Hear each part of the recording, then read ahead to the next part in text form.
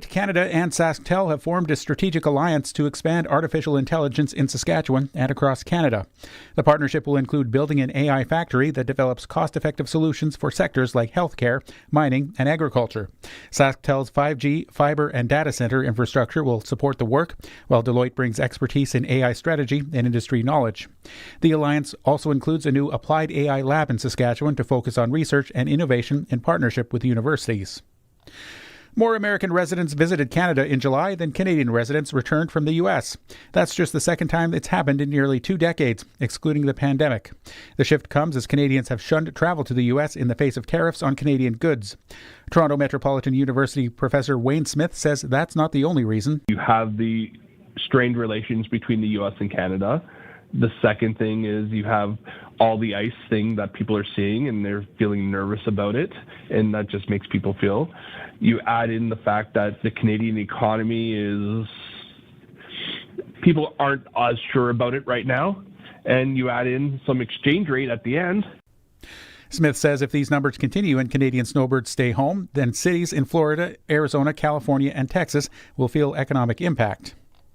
Vladimir Putin is solely to blame for Ukrainian children being abducted by Russia.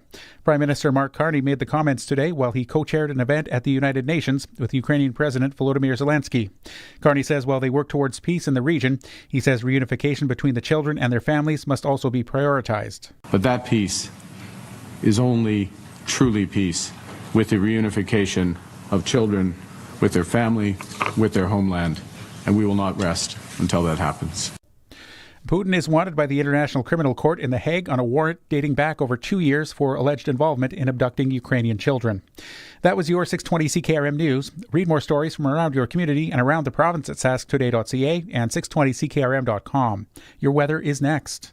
Weather for B&A Petroleum and Swift Current with multiple locations serving southern Saskatchewan for over 30 years. See B&A Petroleum for all your fuel and propane needs. Weather tonight, clear and a low down to 8 degrees. Tomorrow, sunny and a high of 29. Tomorrow night, clear, low down to 7. Thursday, mostly sunny, high of 22. Friday, looking for sunny sky and a high of 20. On Saturday, mostly sunny and a high of 24. Right now in downtown Regina, clear sky and 23 degrees. Broadcasting from Century Studios in downtown Regina, Harvard Media presents The Sportscage, where Saskatchewan comes to talk local sports. Brought to you by Sask Lotteries, bringing communities together. Sask Lottery products fund over 12,000 sports, culture, and recreation groups across Saskatchewan. Be part of the show. Call 1-866-767-0620 or text 306-936-6262. The Sportscage. Streaming at sportscage.com, our YouTube channel, and on the radio at 620 CKRM. Let's go, Saskatchewan. I usually don't say that very often because it's so overused, but after yesterday's show and everything that happened, excited to be sitting in this chair for the next 3 hours with you. We're talking sports, talking a lot of CFL still, and the CFL changes. Thanks for making time, whether you're watching on the YouTube channel through sportscage.com or picking it up on any of the streams in crystal clear quality. Nothing wrong with the old-fashioned radio. Like, didn't Aaron Tippin say that? On 620 CKRM. All of our guests are going to join us on the Western Pizza guest hotline. Western Pizza, perfect pizza, generous amount of toppings, and all the Greek favorites that you love. Souvlaki, ribs, salad. Our engagement piece, let us know. Some of you already are. Prairie Land Rentals text line. Prairie Land Rentals located at 600 Albert Street in Regina. Deal with the owner there. Whether you need a power tool, something to fix a fence, tents, welding, skid steers, they can deliver as well in and around Regina and southern Saskatchewan. Prairie Land Rentals. The daily sponsor is Saskatchewan Lotteries, main fundraiser for sport, culture, and recreation. We got lots of winning today, too. When we cue you, we're going to have Rams prize pack to give away. We're going to have pick the score at some point. Text of the day, I can say this already. Text of the day, you're walking away with a free 6-piece bucket feast from KFC. 6 pieces of the Colonel's best, 2 large sides. Text of the day. Colson will pick that because on game days, they're a sponsor. End Zone Big Crunch on game days. Participating locations, $4.95. The Big Crunch combo on game days, just $7.95. So KFC, get some chicken in you for text of the day. And then PumpJacks Cathedral. It's Tuesday. We're playing for $100 today, Colson. $100 at PumpJacks Cathedral, 13th and Albert. Live music on the weekends. Their new soup is supposed to be top shelf. The dry ribs are $100. But that's coming up just after 5 o'clock, and you're going to have to dial in. The question will be about football rule changes. There's your hint. Okay, so I had to, yesterday was so busy. It was so fun. Maz and I, Curtis was here. Colson's now kicked into the fire. He's here. And I thought for the first hour, we got to bring in the professor. We got to find out what the professor wants. What he thinks. Don Hewitt is here. What a day yesterday. First off, yes. you hear it on Sunday. You wake up yesterday. Don Hewitt thinks it's going to be about what?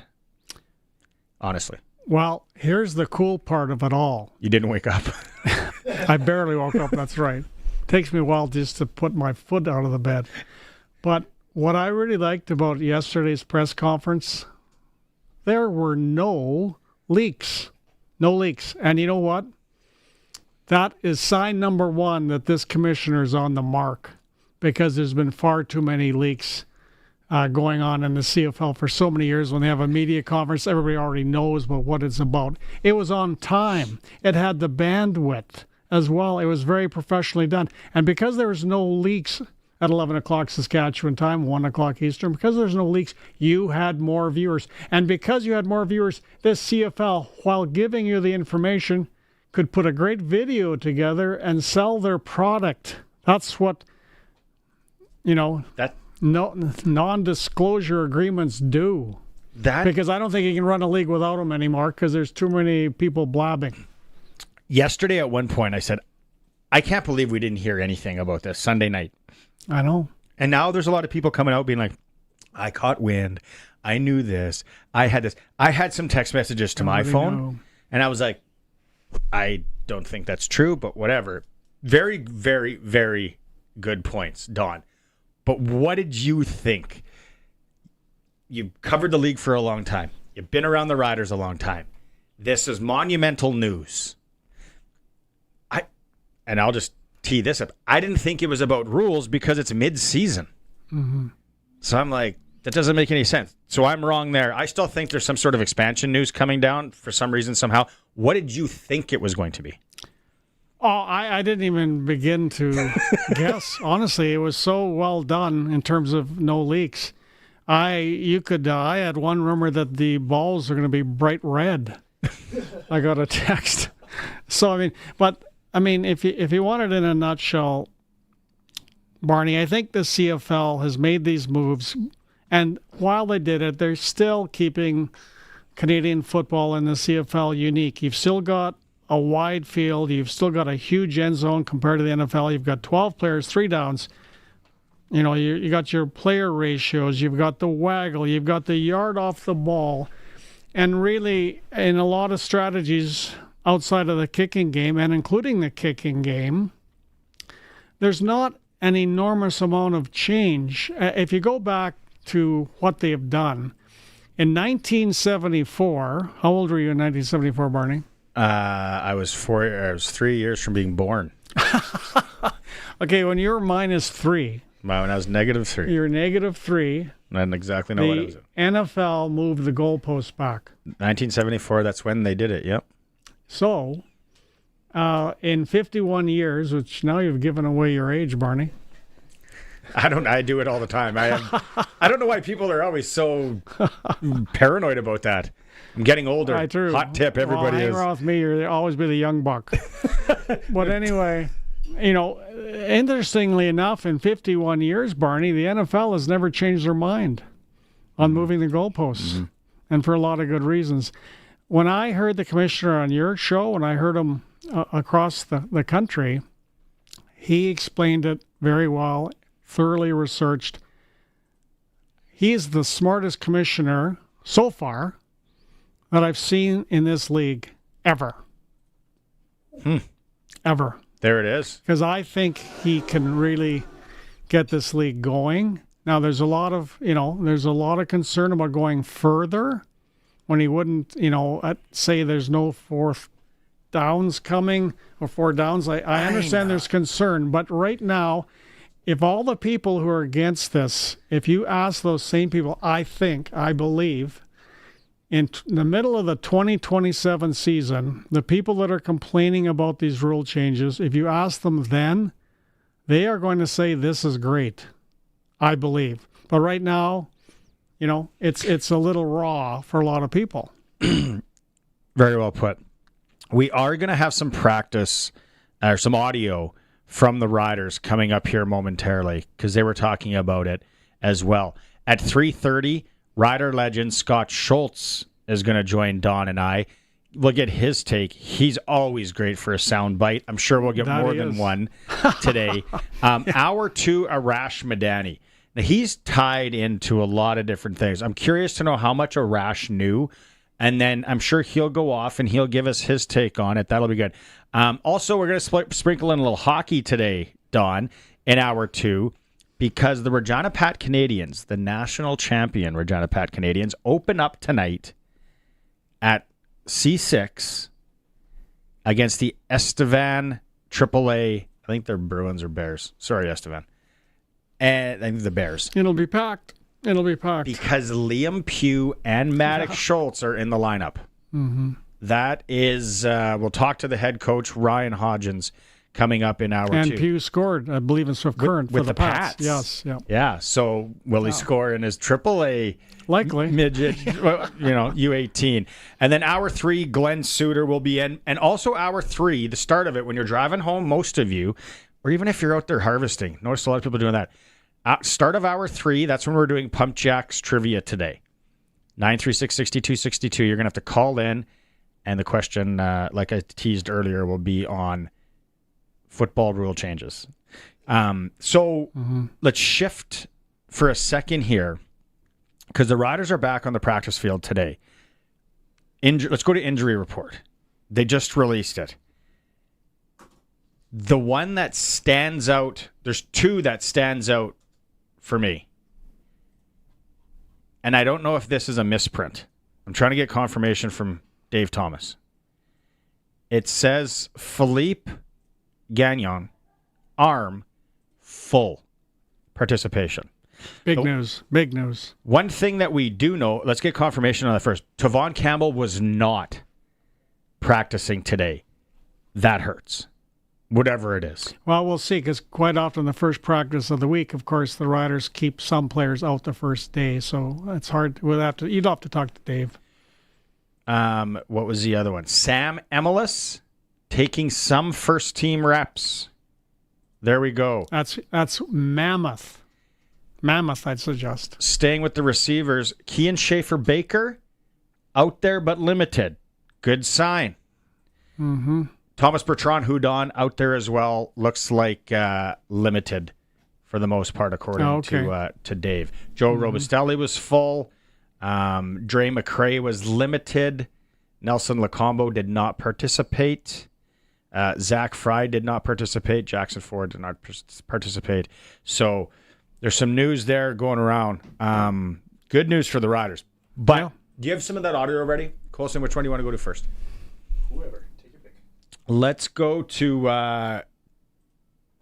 Brett Lawther, Players Association. Right.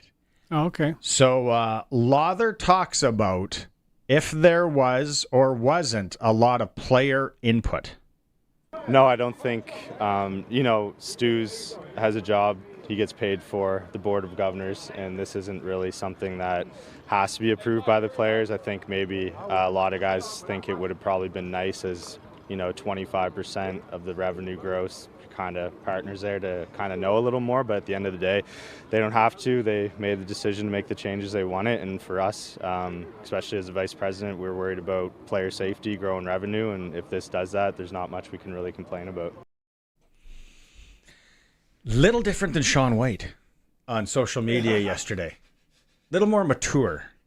Hey, and as a guy that's very immature and has done a lot of stupid things, think before you speak thing didn't really hit me, Don, until about 45 years old. A bit hard on yourself. No, I'm immature. I'm an absolute jack, you know what. Okay, so that clip seems very... so if you're watching the stream, there's Sean White yesterday. Well, I guess I know when I won't be needed. It was a fun ride. Probably emotional. Yeah. Didn't think it through. Yeah. I know that's that state that he was in. Lawther sounds very calculated, coached, per se. In the media, we've dealt with a lot of people that, when they're kind of been coached. Sat in a room, been like, hey, we're not saying this. Don't say this. The New England Patriots, whatever they did for however many years, they weren't giving you anything. And even from the head coach, like Bill Belichick, he'd be like... That's the point, yeah. When he did mumble, people listened because they had leaked anything. If you'd ask him on this, he'd be like, what the league wants to do. What the league wants to do. We're on it. We're playing Edmonton this weekend. That'd be it. Then you could try and poke and prod, but that's all you're getting. Okay, now, so let's hear our starting quarterback, Trevor Harris, on what he thinks about the changes. Yeah, I think maybe a bit of an overreaction yesterday by some people, but I mean, shoot, it's still 3 downs. There's still 12 people on the field. Field's still 65 yards wide. The end zone's still bigger than 10 yards. It's going 15. It's still Canadian football. There's still going to be onside punts and all the crazy plays and shoot. I mean, it's the same game. The only thing that changes is really just field goal returns. But the other return game hasn't been affected. You're always going to have kickoff returns. You're still going to have the 5-yard halo returns. So the game has not changed. I mean, it's still the Canadian Football League, and we got 9 Canadian teams in Canadian cities. And so we got smart people at the top that know what they're doing. We're employees. I wouldn't tell an employer how to run their business and what to do. And so I'm just grateful to be in this league and have an opportunity to play in front of these fans and in this country. And so I'm just grateful to be here. And whatever the rules are, we should adjust to them and trying to bend them into your advantage. And so I know there's probably some people upset, but it is what it is. And we have people at the top making decisions, and we have to trust that they know what they're doing. And I'm one of those people that I trust them. Riders 2 for 2 on sound bites, very coached, and mature. And by the way, talking to Mark Stephen not too long ago, he said generally the Calgary Stampeder players liked it, or they had no problems with it as well. Colson was saying that today earlier too, which maybe we can get some of that audio out of the way. So we got Lawther and Harris, positive on it. Can we go? Do we have Coach Mace? Yes. Let's try and make it 3 for 3. Let's see if we can do it. Let me know when you're ready to go, Colson. Here, Coach Mace on number 1. Coach Mace on the thoughts on the rules. Just having a chance to really go through it. I was sitting there like everybody, looking to see what it was going to be, and I know a lot of people went into those decisions, and I'm sure they consulted some people that are around the game for a long time. So, doing their analysis of what all the things that they're expecting from it, can only be good for the league. So, for us as coaches, and trying to adapt and conquer of whatever that looks like, but still going to be same team, still going to be CFL ball, and it should be an exciting product. So I'm curious to see it like everybody else, but I'm for it. 3 for 3. And, here's the good part for Corey Mace and his coaching staff. If this is successful, which I think it will be, you can increase the coach's salary cap, the coach's cap, because I feel CFL coaches are underpaid. They are underpaid. And now let's get this league rolling and get paying our coaches a few more bucks. Yes, Maz brought that up yesterday. Gets me to think. I don't know a lot of people that I could go, hey, do you feel you're underpaid? They would go, yes. Like, it would probably be 98% of my life, people. But the thing, okay, let's get into this, Don. We've heard 3 clips from the Riders. Mm-hmm. And then we'll get to some text messages. Let's say it's 2027. we found a time machine. We're zipping up to 2027. Mm-hmm. I'd love to go backwards. If it was me, take me to 1986. Premiere of Rocky 3. But we're going to 2020. You're gonna be okay, Colson? We're going to 2027. Okay? Right.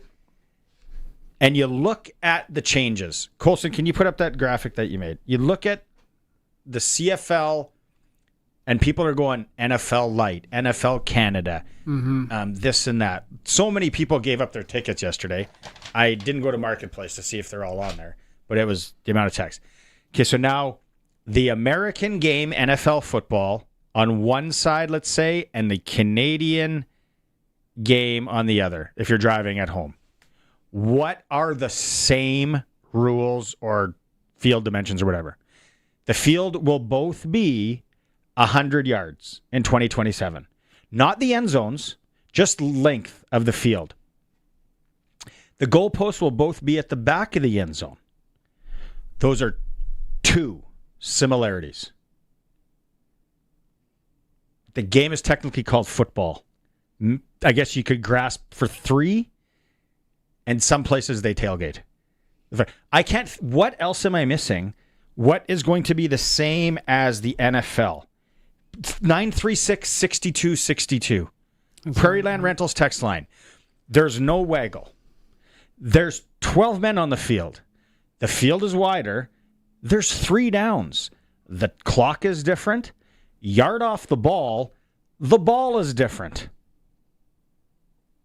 Hash marks are because it's so wide. Well, there's 2 things that will be the same. I think if we had time to pull up Australian rules football or rugby, we could probably find 2 similarities. There will be 2 things. That's a good point. That are the same. I need people to let me. How is this the same as the NFL or NFL Light or whatever? I'm asking an honest question. And the commissioner, part of me, what do you think? Do you think there is any way they walk any of this back? I think it was so well thought out. I mean, there'll be some issues that they'll have to go to the rules committee and figure out for sure.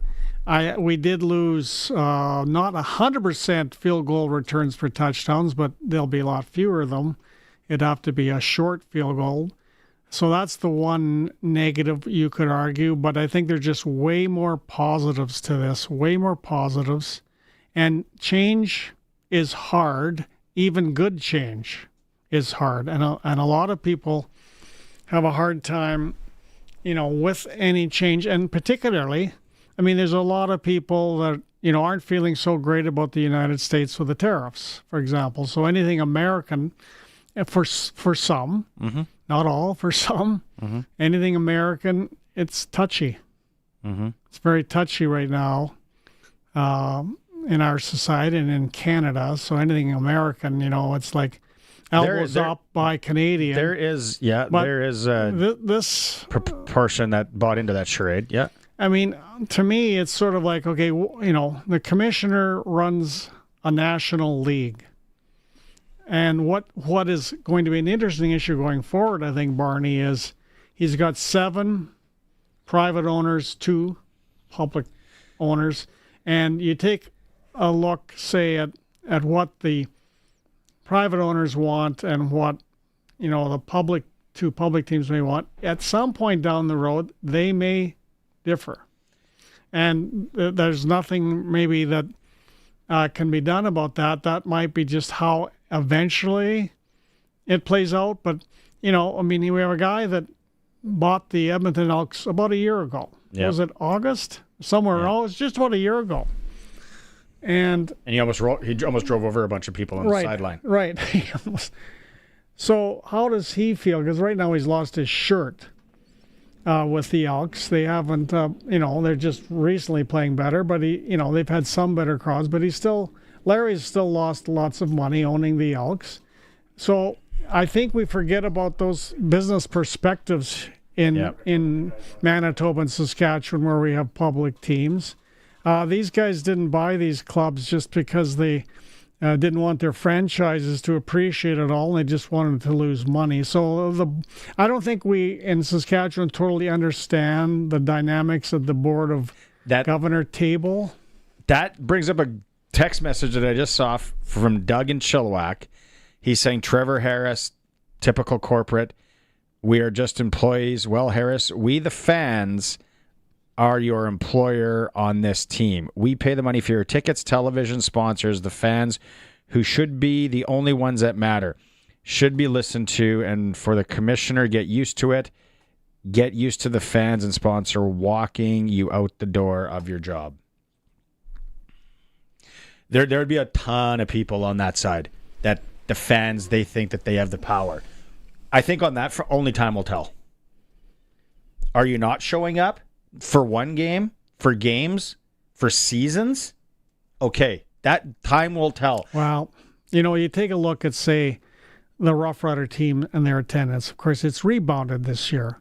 2 great sellouts. They couldn't get a good crowd with that weather against Montreal, but the attendance is up after a couple of losing seasons where, people were upset. They lost some season ticket holders, and last year the attendance wasn't as you had hoped. This year it's rebounding, and that's what'll happen for anybody that's upset right now. When they start seeing, like, for example, the 35-second clock next year, they'll realize how much better it is. We don't have to watch a CFL referee stand there forever before he blows the ball in, which is so boring. I think the commissioner announced the field goal drive that Hamilton had against Edmonton took 11 minutes. I mean, there's so many things that improve, and I think what's going to happen is people have to see it. They haven't seen it yet, and they won't see it till next year. Yeah. Very emotional still, both sides. And we're seeing it. People are coming in on the text line. Do you have something, Colson, for the break? I was just going to hop in quick and say the Riders are up 2.6% so far for attendance this year compared to last year, and the league-wide is up 1%.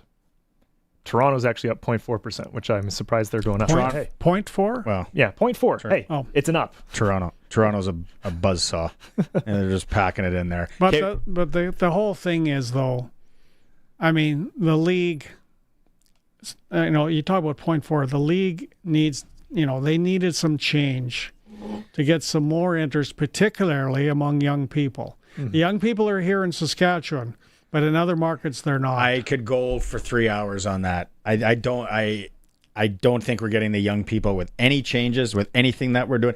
But Savannah Banana Baseball is the biggest thing for young kids right now. That's a whole other topic. Let's get Scott Schultz is waiting. No. Let's go to break, and then we got Schultz, which is going to be awesome. It's the Sports Cage. We're streaming through our YouTube channel at sportscage.com. Of course, we're on all the audio streams and 620 CKRM. 620 CKRM is your home to country's greatest hits and the 90s at 9. 1 full hour featuring the biggest hits of the 90s. Garth, Reba, Alan, Shania, George, and so much more. No cassette tape or CDs required, and 90s mullets are optional. 90s at 9 for the town of Wolseley and the voice of Saskatchewan. 620 CKRM. So since that little ding on my car last week, I don't know where to take it. I don't even know. That's easy. Take it to Regina Motor Products. Who said that? I did. Down here. I'm Terry the Tire. Regina Motor Products Chevrolet Collision Center and SGI accredited auto body repair is a full-service collision and body shop that works on all makes and models. Just submit your claim to SGI and set an appointment to get your appraisal done. Easy. I bet you're tired after saying all that. South at Highway 1 and 6, Albert Street. RMPChevrolet.com. The ball is snapped. He scans the field. He's going deep. What a play! Rider fans, make your own great play by going to riders5050.ca. You can now buy tickets for every Rider game, home or away. You can also sign up for the 50-50 Club and never miss a draw, including the weekly loyalty and early bird prizes. All proceeds support amateur football in Saskatchewan, equipping the heartland, and just maybe score a big win. Get your tickets today at riders5050.ca and go Riders! Riders 50-50 is presented by ISC. Canada's Conservatives have put forward a bill that will unlock our nation's true potential by rewarding those who build and invest in Canada. The Canadian Sovereignty Act introduces measures such as the Canada First Reinvestment Tax Cut to eliminate capital gains tax on reinvestments in Canada, ensuring that money stays here and builds our great economy. My name is Warren Steinley, your Conservative Member of Parliament for Regina Luban, and I will always be on Saskatchewan's side. Paid ad by Warren Steinley.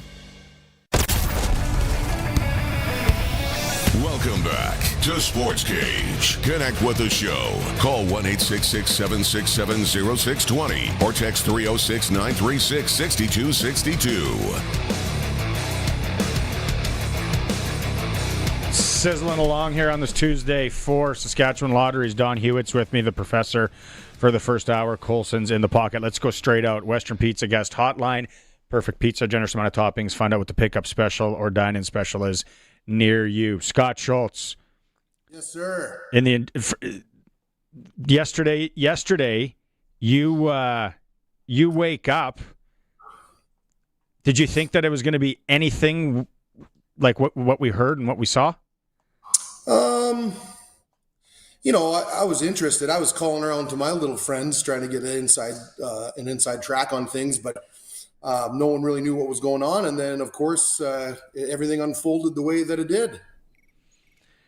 Thoughts on? Let's go through them. Which one do you want to go to first? Which one? If there's overall, I mean, the CFL, it's been in a funk. I don't think anyone would say that it hasn't been, even though I heard in the last segment there's been 1%, 0.4% growth. Like that, you don't even talk about that. That's not growth, That's right. And so I don't think it's been any secret that the CFL's been stuck in a funk, and it's been flat attendance, flat TV, and flat growth. I mean, plus or minus 1%. I think the changes are shaking things up, but they're trying to appeal to new markets, and we can talk about this in a little bit. But I don't see them as crazy radical. It's more like tweaks to improve the product. What markets do you think they're trying to appeal to? Well, I just think, first of all, the outrage is from the diehard Canadian CFL fan, and they're certainly welcome to it. And I have ties to that, and there's things that I covet. But I think it's been proven in the last decade, it's been barely enough. Like that group has been barely enough to keep the CFL running and going. And so I think they're looking, they're doing this world thing. They're the international players. They've made all kinds of attempts to do things, and they've all fallen flat.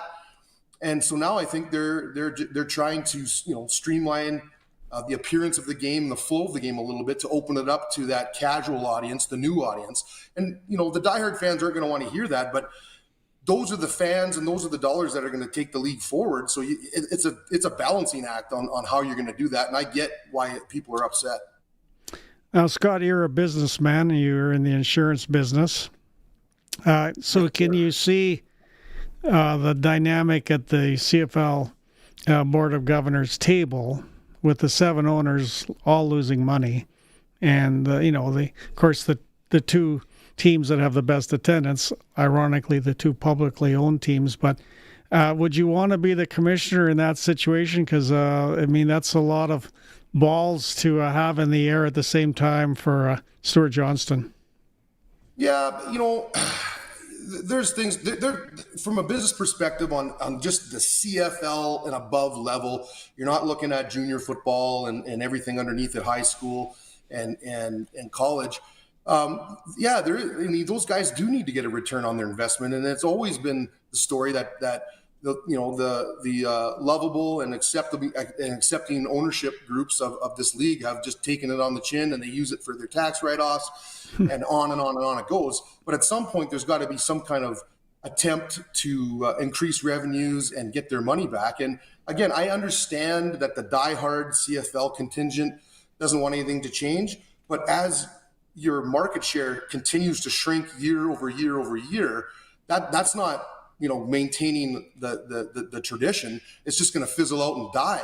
Where at least these guys right now, they're trying to shake things up. Now I've got things that I like and dislike about what they've announced, Right. but from that business perspective, I don't think there's anything wrong with that. Brendan on the YouTube chat saying he loves the changes. Definitely there's more people messaging in that hate it. Like you said, the diehard, the CFL loyalists, Scott, for sure. Do you think there's any way that they walk a little bit, some of this back? Well, they might get that knee-jerk reaction, and you might see some of that. I mean, with this, just look at what's happened in the last 5 years on things in the media and wokeness and up and down, and people do one thing and then the reaction and then they walk things back. So you never know. I would hope that they would, be able to stick to their guns a little bit, but even, the players' reactions, you heard Nathan Work, he doesn't like it, but I respect his passion. But some of his comments were hyperbolic. I mean, he mentioned the waggle, he mentioned 3 downs, he mentioned 12 players, the wide field. All that's staying intact, guys. So that's what's the uniqueness of the game. Being a yard off the ball, the 3 downs, the 12 players. So I think there's some fair criticism, but at the same time, it's not like they're ripping the fabric of the game apart. And some will say, well, this is the first step and all the rest of it. But from a business model point, they're at their wits' end and they're trying this now. And I think that if they did move closer to ripping out some of those things that I had mentioned, the 3 downs, the waggle, the 12 players, the wide field, then you would get some severe pushback. And that's where there's a lot of paranoia, I think, with some people to be like, when are we going to 4 downs? Yeah, is this the start? When are we going to 11 guys? Because Schultz, when I broke it down last night, I don't even know why I was still thinking about this last night after everything yesterday. I couldn't remove myself from it.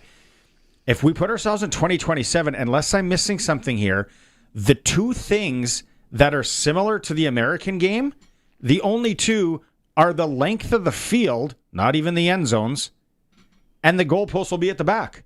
Other than that, it's almost all different. Exactly. Like the CFL has a deep tradition, and change feels like Americanization. I get it. People feel like they're losing identity, but we're not losing the rules that define the CFL. I mean, change is always going to be uncomfortable, but guys, the status quo was not working. Simple. Well, that's it.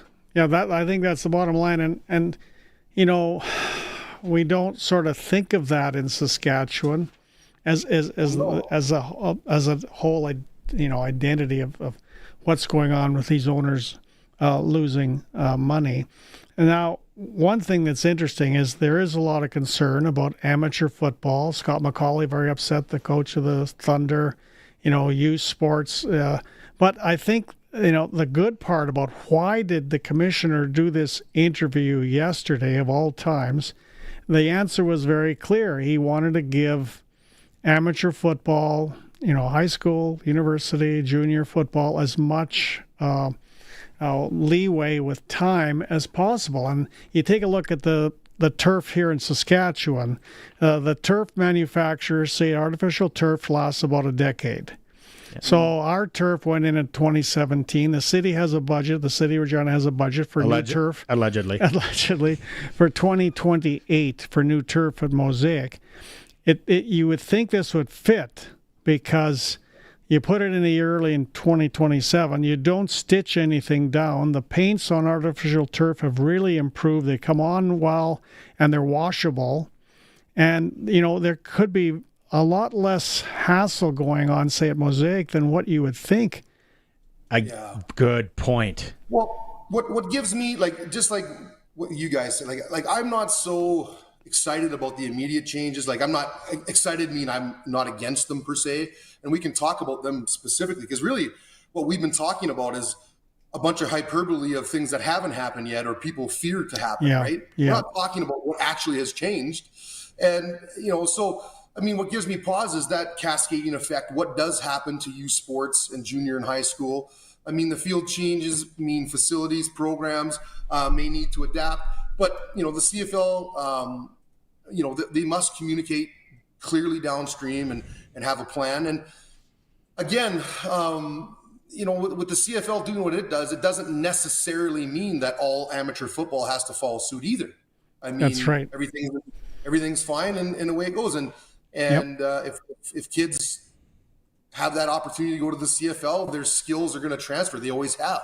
That's right. And interesting, Libel Field has never changed the hash marks as far as I know. When the league changed the hash marks and made them closer, Libel Field kept them where they were, and there have been no problems. I mean, I think that turf should have been changed by now for the city. When you think about the 10-year, some people can keep it in perspective. Like we're not losing the waggle, we're not losing the downs, we're not going to 4 downs. Man, you don't grow a league by protecting tradition while shrinking, and it's a balance. I'm not saying throw the tradition out like the baby with the bathwater, but what I am saying is some of these things need to change. Like I can't, some people are like, they love the clock situation. It's awful. 11 minutes to get through 1 minute of play is disgusting. And then it opens it up to the third party of the referees getting involved and their incompetence, which I think everyone can agree on, referee incompetence in this league. And so now you're going to continue to allow their incompetence to impact the games in the most pressure-filled moments, where I think if you get that running clock, you're going to get a real sense of urgency, and it's going to be the coaching staff and how they operate and how they can communicate with their teams on how to get a stop of the clock and get set up and continue on with the play that's going to either tie or win the game. Back to the field thing in the amateur football, and I've texted Arash. He's coming up in hour 2. He's got a really good rebuttal on it that I'll just tease it and leave it at that. But part of me thinks, too, after last night, after listening, obviously amateur football, everything, we don't want Mosaic Stadium to just be used for CFL. Like it doesn't make any sense as it is. We don't have concerts or anything in there. And then now we're just going to use it for that. But also, part of me thinks it's 2025. There are teams sharing turf, putting new paint on turf, new logos weekly down south. We have people living in outer space. Like we might not be thinking clearly here. There might be a way to convert things a lot quicker in 2025. Just an idea. Well, I think all those things can be true at the same time. And again, I want to be very clear. I'm not trying to say that the traditionalists are the ones that, or even if you're not so much of a traditionalist, but you just don't like these changes. I'm not saying you guys are whack or off kilter. I'm just saying you have to take a look at not just your perspective, meaning just my little traditionalist. You got to look at the league and what's happening and, what's the future of that? I mean, you look in Saskatchewan. I mean, everyone falls back in Saskatchewan and says, well, it's not the case in Saskatchewan, but it is the case. Attendance is down. If things were left to run exactly the way that they are in 10 years, it's 10 years older people, and the younger people aren't coming and filling underneath and picking up that slack. And that's where you've got to look at some of these casual fans. You've got to look at different markets, and you've got to expand the game into those things. And I think what they're trying to do is they're trying to maintain the uniqueness of the CFL, but yet put it in a place that it's optically can be received by someone who's not an expert at what they're looking at. Here's a good question someone just sent on the text line, and I usually don't read them if they don't leave their names, but I'm going to throw this out to you, and probably more to you, Schultz, and then, Don, you go. Do you think Jim Hobson, a true football person, great president, awesome promoter of Saskatchewan Roughrider in football, would be in agreement of these ridiculous changes? I said yeah, I think he would. Well, I think look at Jim and what he's done.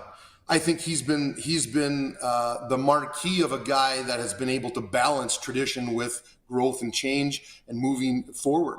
So maybe they would be tweaked a little bit, but he wouldn't have shied away from this. He wouldn't have dug his heels in the ground and said no. He would have worked with this just like the entire board of directors did, because it was unanimous, and they would have come to an agreement that would have been satisfactory to old Jimbo. And I'm not saying that he would wholesale check off on these, but I guarantee you some shape or form he would have signed off on and been valuable in developing this process. What do you think? Well, I agree totally with Scott, so I won't repeat what he said because I think he's bang on. I mean, Jim was a progressive thinker. Yes, he was. That's the reason I said I think he would be on that side. It's hard to say, and that's a tough one. Which rule, if there was one, Schultz, that was a slam dunk for you? Was it the Rouge? Well, the Rouge. To me, like I don't care. Then that's again. I played 9 years. I've been in situations where that's come into place. It's ridiculous. And coached. And to have a game come down and the struggle is real, and then a missed field goal and 1 point and then over. Like, it is ridiculous, and I don't care what anyone says about it. Could they have just addressed that? Sure, right? I would have been happy with that. But that Rouge, I don't get it. I never liked that. I never liked the impact that it had on the game, and it was just one of those. It's almost. It reminds me of like a snarky liberal talking point. Like, we got the Rouge. Like, ha, ha, ha, we won. Like, it's a joke. It's a joke. It's like, it's one of those, it's a caveat. You know what I mean? It's a tiny toehold in a downhill, intellectually dishonest, disingenuous thought process. Well, I'll throw something else at you. How tired I am of watching Andre Proulx you don't like that decide when he's going to blow the play in. And you sit there, you go get a drink, you go get a popcorn, visit the washroom, and he still hasn't blown the play in. And it's not just him. I mean, but that is such an absolute waste of time on television when some lineman is just sort of, former defensive lineman here. Not Scott Schultz. He wouldn't do that. But another defensive lineman who takes his time, and the referee says, better let him get there. Give him some time. He's on the far bench because they're on the same side of the field, and I'll blow it in when he's ready. Oh, wait a minute. He looks like he's winded. I'll give him another few seconds. I mean, that is such a waste of time, and it drives you nuts. It's very Winnipegish. There's no question about it. Exactly. Yeah, there's so much good in the league. Like you said, Schultz, it is change, and change a lot of times, comes with a lot of criticism, and we're seeing it, and it's loud. I hope it's good. We'll see in 5 years. Right? We probably just sit back and laugh about this. And that's the thing. Like they're making some changes. Like, I'm not ecstatic about all of it. Like, I think we could get away without changing the field. But I like the time clock. Who would love more than a fat lineman to get the benches on either side? You try running 70 yards to the goal line in frickin' Hamilton in late July, when you're sucking air through your butt. Because you're already been down, and you got to cycle in and out. It's amateur. It's amateur. That's right. That you got both on one side, and you got to run in like that. No, 100%, Scott. You had to do it. 100%. And so if that makes me not a traditionalist, I don't care. Someone very close to me said, "Put the ball down, blow the whistle." So I mean, it really boils down to that. Let's keep our league intact. There's going to be changes. But come on, people, like relax. And if anyone's watching the stream, you got to check this out. Do you guys remember? This was I got to give a plug. I found it on. I saw it on Twitter last night.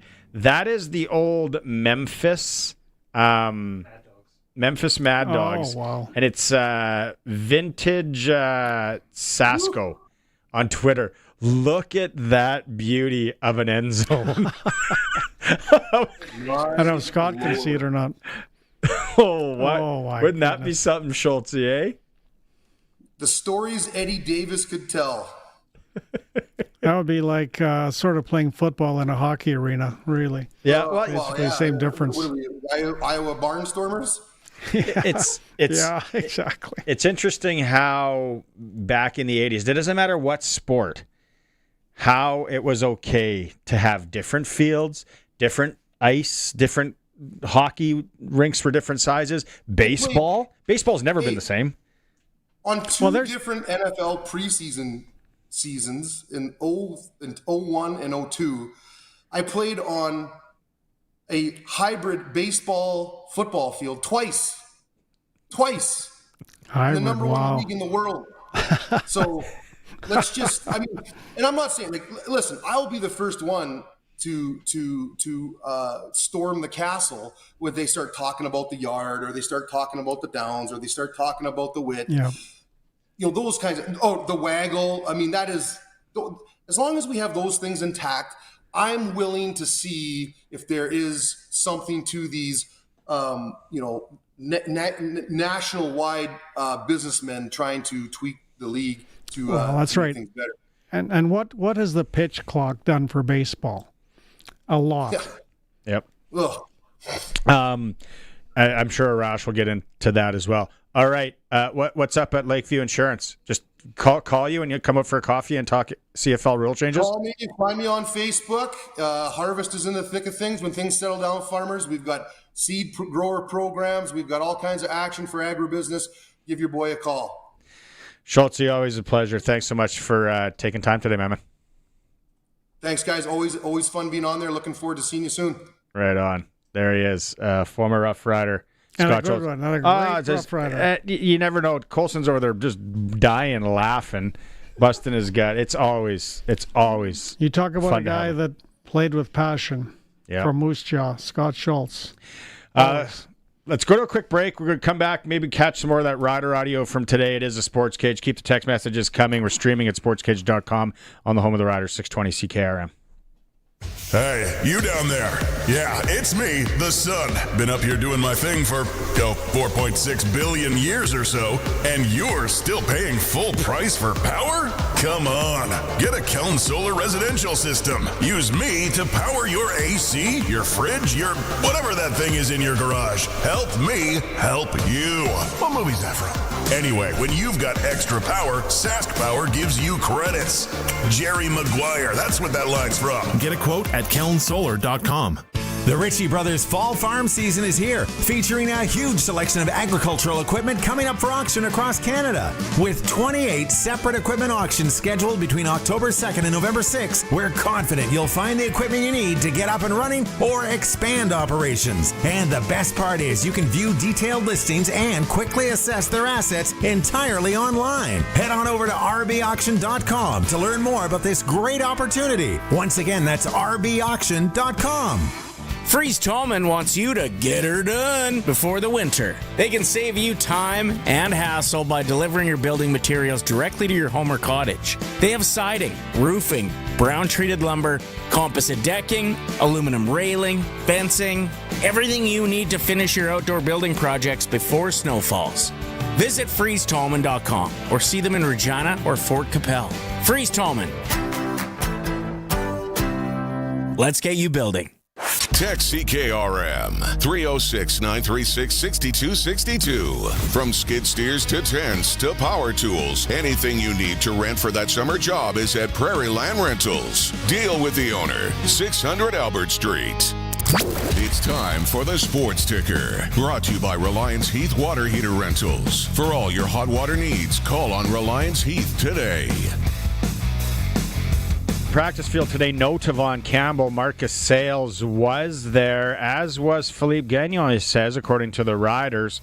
Kean Schaefer-Baker limited, and also Sam Emelis took some first-team reps. Riders are in Edmonton coming up on Saturday. Jay's hosting Boston tonight in the majors. Local hockey, Midget AAA Loop U18. Maddox Schultz and Liam Pugh will be in the lineup for the Regina Pats Canadians home opener against the Estevan Bears, 8 o'clock at C6. Saskatchewan Junior League, Warman's at Battleford, Weyburn, and Humboldt. LaRange welcomes Melfort. Sportscage.com poll. Get in there and vote. This one's off the charts. Which announced change to the CFL game will have the most impact? Vote at sportscage.com. In hour one, it's for Reliance Heath Water Heater Rentals, keeping you in hot and soft water. Call on Reliance. Okay, Don, let's hear another clip from Trevor Harris. And yesterday, Darian Durant talked about, he thought it was kind of part of the game that you had to throw over goalposts and lob it and worry about that and all that, which I guess you could say, yeah, but what if it wasn't there? And then here's Trevor Harris talking about the same thing. Dave asked him on the goalposts moving and what he thinks. I neither hate it nor love it. I have seen people run into it, which is pretty wild, but yeah, I mean, it does. You do kind of talk about it when you're backed up. You can't really work the field because maybe it's in the way, or I know some teams use the field goal post as a weapon or a deterrent or whatever it may be, and some DBs try and hide behind it, and so the little things like that you'll miss and be able to say remember a win sort of situation. But yeah, I think it's gonna be a good thing for the league. Well, he'd know. Who's got a better perspective? These people Harris. that are texting him. Yeah. I mean, you got to listen to somebody like Trevor Harris make those comments.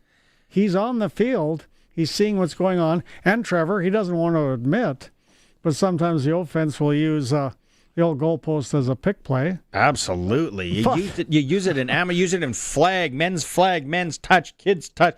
You got goalposts in there? If you're not using them, yeah, you're not playing the game right. Oh, that's right. But, I mean, I don't have 10% of the opinion that should be listened to compared to a starting quarterback in the CFL that's dealt with the goalposts, and that's the fact. So I listen to everything he says. Do we have time for Lawther? We don't. Okay, we'll get to that after because we got more comments from Brett Lawther. Text message to read. Joseph says, I'm not a big fan of some of the changes, but this sure lends a chance once again to try some form of expansion to smaller cities in the U.S. with the fields being the same. I've heard that a lot too. I don't think that is the future. I don't think they want to go down that, especially with our dollar. Not that it was great the last time they did it. If anything, I think maybe some U.S. dollars coming north to put a team in Nova Scotia, to put a team somewhere else. Maybe that. I can't see.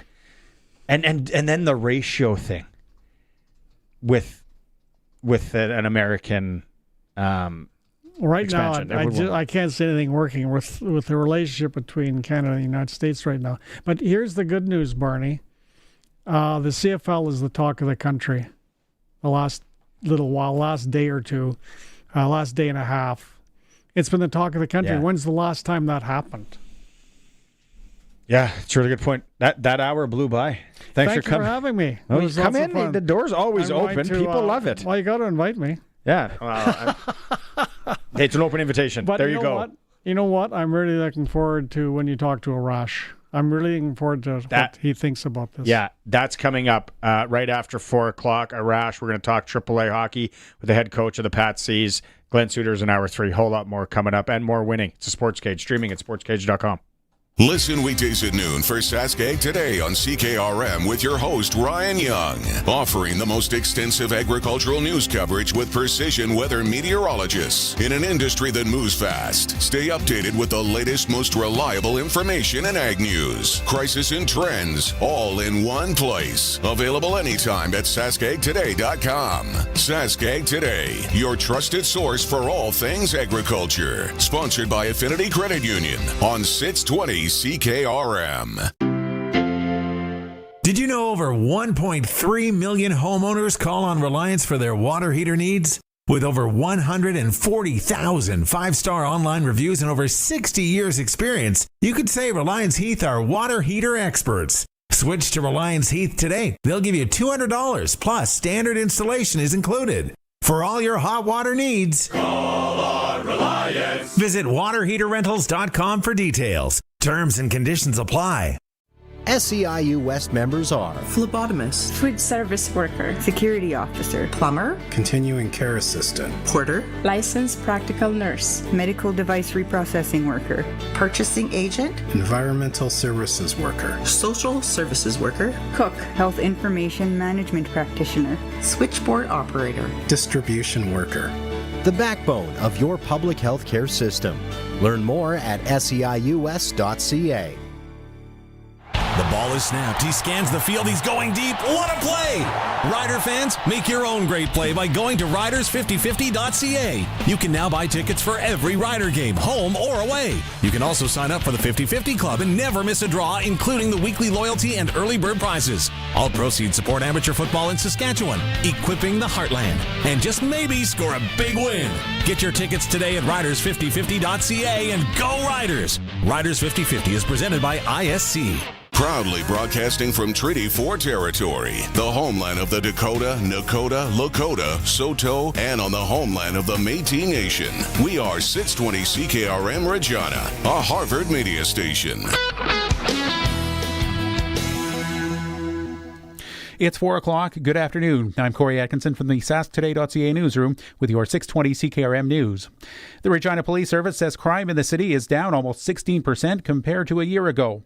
In August's monthly update, police reported 8,182 total crimes so far this year, down from 9,719 2 years ago. Property crimes dropped sharply, including a 36% fall in break-and-enters and a 45% drop in attempted vehicle thefts. Crimes against people are also down nearly 14%, with major declines in robberies and assaults. However, arsons remain a growing concern. The Saskatchewan government wants the Supreme Court of Canada to quickly hear its appeal over the province's school pronoun law. The law requires parental consent before children under 16 can change their names or pronouns at school. Saskatchewan courts have ruled a legal challenge by UR Pride, a Regina LGBTQ+ group, can continue despite the province invoking the Charter's notwithstanding clause. Premier Scott Moe's government argues the case raises national questions about whether the courts can review laws that use the clause. Quebec's religious symbols law faces a similar challenge. Canada should have acted sooner to diversify its economy away from the United States, says Bank of Canada Governor Tiff Macklem. In a speech in Saskatoon, Macklem said U.S. tariffs have hurt industries like steel, aluminum, autos, and softwood lumber. He also pointed to China's tariffs on canola as a major concern in Saskatchewan. Macklem argued that Canada needs stronger trade links worldwide, improved transport systems, and fewer interprovincial barriers to boost productivity. He said leaders must act now to chart a new economic course. RCMP Staff Sergeant Chris Clark has confirmed 2 people have been arrested at the British Columbia farm where the Canadian Food Inspection Agency is expected to begin culling ostriches after some of the flock was infected with avian flu. Clark would not confirm who was taken into custody, but did say the 2 people inside the enclosure refused to leave and, quote, were subsequently arrested. Primary role here is to keep the peace and to enforce the law if necessary. We are here to secure the property and to ensure the safety of not only the public but also the CFIA officers while they conduct their business. The farm's co-owner Dave Belinsky later confirmed that farm spokeswoman Katie Pasitny and her mother Karen Esperson were arrested as they attempted to feed the nearly 400 ostriches. And Ryan Ruth, the person accused of trying to shoot U.S. President Donald Trump last year, has been found guilty on all counts in a Florida court. The jury deliberated for about 2 hours before handing down the verdict. Ruth represented himself at the trial and tried to tell jurors that he didn't intend to kill Trump. After the verdict was read, Ruth was forcibly removed from the courtroom, reportedly trying to stab himself in the neck with a pen. Reporter Alex Mallon has more. Prosecutors put on about 38 witnesses who testified that Ryan Ruth came really close in that September 2024 day to killing President Trump on his golf course in West Palm Beach. You know, he was obviously spotted by a Secret Service officer who saw him perched in a collection of bushes. Prosecutors said that if he was not spotted, he could have come within about 140 feet of President Trump. The judge announced Ruth would be sentenced on December 18th at 9:30 a.m. He faces life in prison. That is your 620 CKRM News. Read more stories from around your community and around the province at sasktoday.ca and 620ckrm.com. Your weather is next. Weather brought to you by Line X Regina. Serious protection, killer looks, 1865 McCarra Street. Weather tonight, clear and a low down to 8 degrees. Tomorrow, sunny and a high of 29. Tomorrow night, clear, low down to 7. Thursday, mostly sunny, high of 22. Friday, looking for sunny sky and a high of 20. On Saturday, mostly sunny and a high of 24. Right now in downtown Regina, clear sky and 23 degrees. When you want the best for your truck, you want Line X. Your truck has withstood the harshest elements Saskatchewan has thrown at it. Rocks, gravel, rain, sleet, and snow, and left with no chips, no rust. Line X protective coating keeps your truck's bed liners, rocker panels, and bumpers looking like brand new. Don't settle for Brand X. Go with Line X. It's serious protection. Come see why everybody loves taking their truck to Line X Regina for their rocker panels, bumpers, and more. Line X. Make your truck complete. 1865 McCarra Street. Broadcasting from Century Studios in downtown Regina, Harvard Media presents The Sports Cage, where Saskatchewan comes to talk local sports. Brought to you by Sask Lotteries, bringing communities together. Sask Lottery products fund over 12,000 sports, culture, and recreation groups across Saskatchewan. Be part of the show. Call 1-866-767-0620 or text 306-936-6262. The Sports Cage. Streaming at sportscage.com, our YouTube channel, and on the radio at 620 CKRM.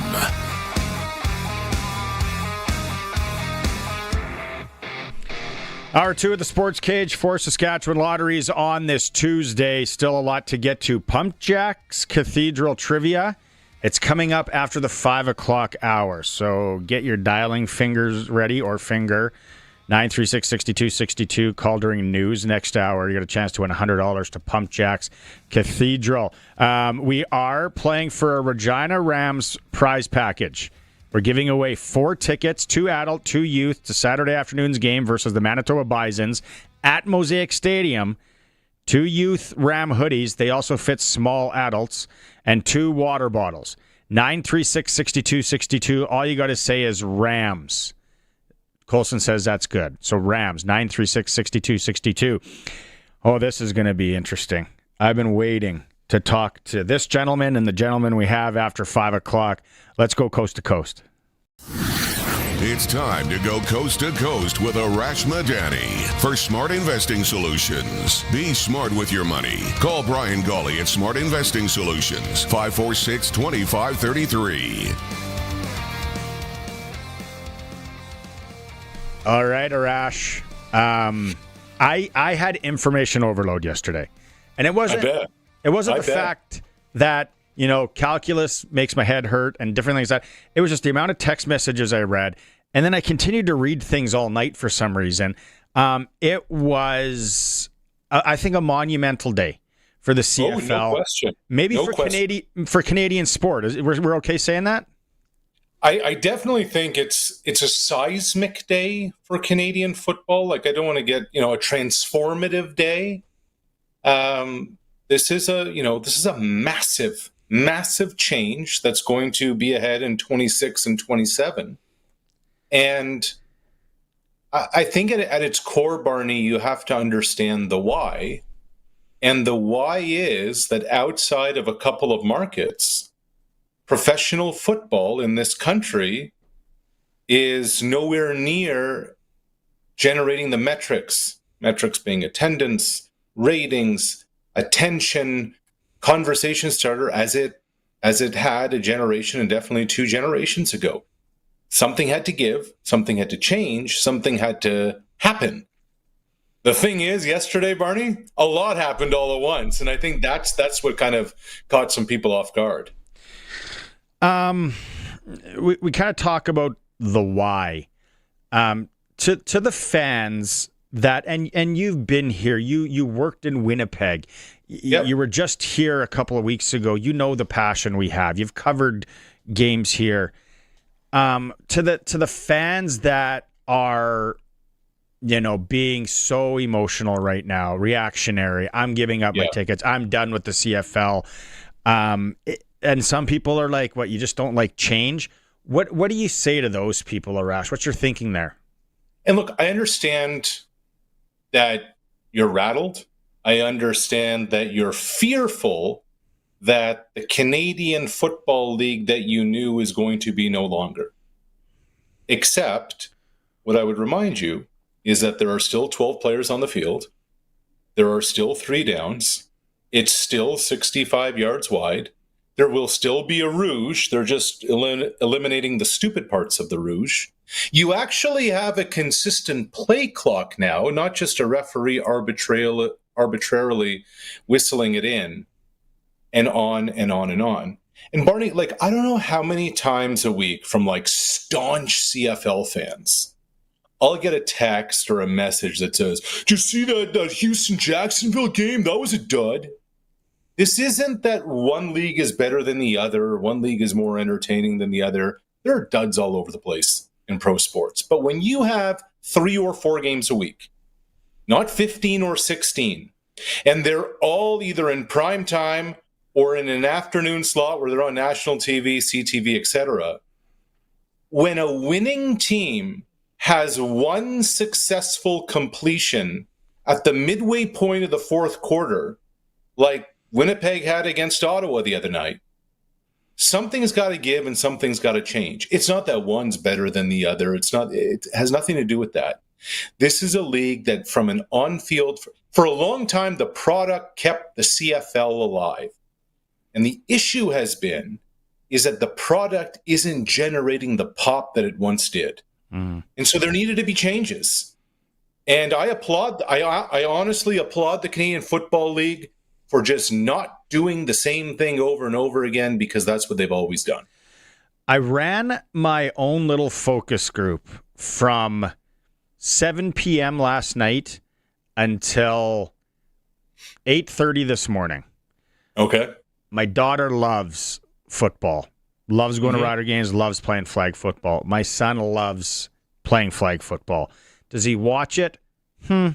Little bit. I drove 8 children to different events in the last, 14, 15 hours to that time. By the way, is this a humble brag? Like, are you applying for Father of the Year here? Is that what's going on? Okay. Trust me, I'm not. Mrs. S is doing way more heavy lifting. But yes, I'm trying to think, because it's been such big news, it's out on social media. Are they going to ask me anything? Are they going to say anything about it? Dad, what's with the CFL rules? Dad, what's with this? Not one word. And I was like, okay. The excitement of the game is there. I think you have the one-offs, like in any sport, any league, that you're talking about. What happened, with Winnipeg. They're trying to do this at its core, and some people are going to say they want to turn into the U.S., they want to do that. At its core, it's hard not to believe they sat down, a group of people, and said, how do we make this better? With that said, Arash, which of the new rules that are coming in, allegedly still on the table, makes sense to you? A bunch. Let's start with debate. Like there's nobody can debate this one. I think we're all unanimous. I don't know. Opposite sidelines is probably a good idea. If one team's on the other 20-yard line, they shouldn't need to have a 300-pound lineman run 70 yards across the field to substitute in to get into a huddle. I guarantee we're going to get a text message from somebody say, no, damn it, let them run. They'd be got to be in better shape. There's always somebody. You know what it's like. There's somebody. That one does, makes sense. That one. To everybody. Think of the chaos that goes, so that's one. The other, think of the chaos that goes on in the field all the time, every snap, between snaps. Plays going on, pass rushers coming after quarterbacks, substitutions coming and going, the loudspeakers going, the music, you can be distracted. A referee arbitrarily, once the ball is snapped, wherever the ball may be, whenever they get it down, is going to blow that clock in at 20 seconds then. Instead of, look, the play ends, you have 35 seconds. Boom. To me, it's a uniform, not every play in between is 35 seconds. Keep that consistent. I like that a lot. The one I'm actually on board with too is moving the goalposts back. And here's why. Think about 65 yards. You effectively have 25 yards to the left of the upright, 25 yards to the right of the upright. And in between, you have 15 yards of width and now 15 yards of depth. That was blocked by a goalpost, by uprights. You are taking away the entire middle of the field where you can have highlight reel plays happen. Barney, let's remember, and this is what people are going to get upset about. This is not a sports league. This is an entertainment enterprise. And the CFL is not alone. I was having this conversation with somebody last night. I'm like, you're telling me you don't think the NBA is not a professional basketball league, right? LeBron's playing for the Lakers, okay? If Charlotte's here on Wednesday and the Lakers are here on Friday, what's a gold seat in the lower bowl going for the Charlotte game, and what's it going for when LeBron comes here?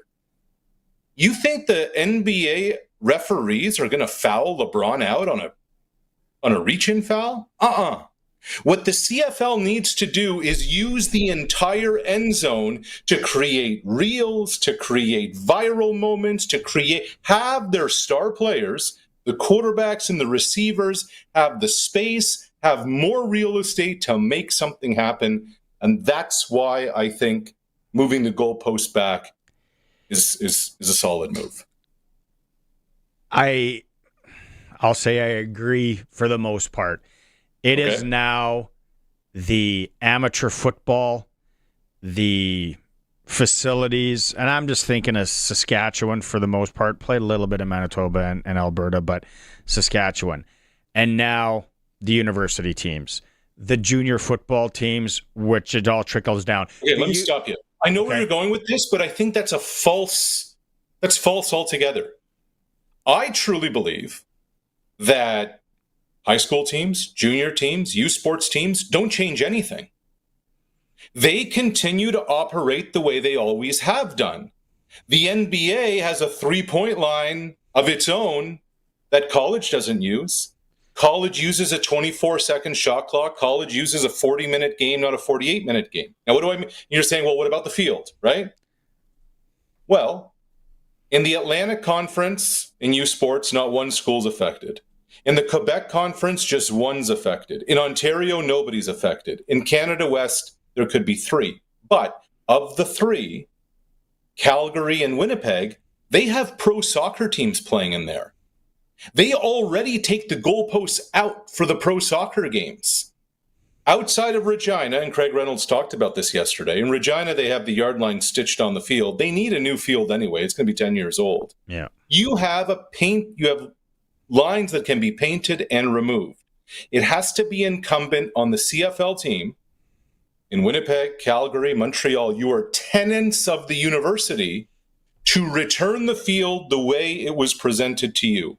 So this is going to cost the teams a little bit of money. But if I'm U Sports, if I'm the CJFL, if I'm any of these entities, I keep it status quo. And just the 3 or 4 stadiums that are using these facilities, the pro teams, they're the ones who are going to have to adapt and then change back 9 times a year. Oof. Oh, I want to see the time-lapse video of that. Well, look, going on. Barney, they just had Morgan Wallen in Edmonton. What happened to put 50,000 people, take over the field, get a stage up there, all the theatrics, etc.? How often do these happen for other entities coming in? So let's walk through this. Let's say Mosaic Stadium, which I agree they need new turf. The 10-year lifespan, they're getting close to that anyways. The moving of the goalposts, I'm trying to remember when I played like men's flag on there. I think they have the ability to do that because they had soccer there as well. Yeah, could be totally wrong. It's just a hole that you patch over. Is it long term? No, you don't want it long term. Okay, so then the CFL goes to their field for a game. You're saying that it's on the CFL to put the field back for the high school users that start the next week and maybe the junior team and the round, like paint. I don't even know the field term. The stitching in. We live in a world. We're at an arena. Granted, indoor arena and outdoor stadium are different. You're having a playoff basketball game at 1:00. Stanley Cup playoff game at 7:00 and a concert the next night. 3 different things in 36 hours involving ice and hard courts and indoor pyrotechnics. We're talking about removable paint. That's what, none of these end zones are filled in with logos. It's not like you're going to have a soccer goalie, 10 yards into a goal line being in, blue paint and in Winnipeg, and already with the NSL team in Calgary and the CPL team in Winnipeg, they're doing this with soccer. It's happening already. See, I'm curious on that. And so the expense is all up to the CFL teams? Sure. It's 9 games a year. It's 9 games a year. So I don't know what the costs are, but I'm telling you it's not significant. It's not significant to repaint some lines, et cetera, et cetera. Maybe that's what they do. Maybe they say, all right, everyone keep things status quo. The league will invest. Why wouldn't you? Yeah. Why wouldn't you? Like I don't know. I can't remember how many youth sports teams there are now in the country. Again, we're talking only 4 that are going to be affected. There are literally there's a scenario in Montreal. Like the Alouettes are tenants of McGill University, right? They only come in 9 times a year as is right now. So they come in, they get the stadium the afternoon before the game, and 6 hours after the game, they're gone and completely, transform it. They put the Jumbotron in, they put the tunnel in, they put all the pyrotechnics in, all the sponsorship signage in. This is just adding a bunch of lines painted on the field. That's all. It's an interesting and moving the goalposts. I'm going to sleep on that. That's an interesting one. What do you know about the possibility? I saw it online of and you're from Nova Scotia, that there's a stadium there that's only 100 yards long that people are saying can get some stands up and possibly a team. And this is one of the conspiracy theorists on why it happened, tinfoil head style. Zero. There's no owner. There's no state. I've been to the Wanderers grounds. It's portables all over the place, et cetera, et cetera. There's no owner ready. Here's my concern, Barney, in all this. Moving the goalposts. We still have stubborn dinosaur coaches who think that going for it on 3rd and 2 is an air quotes gamble.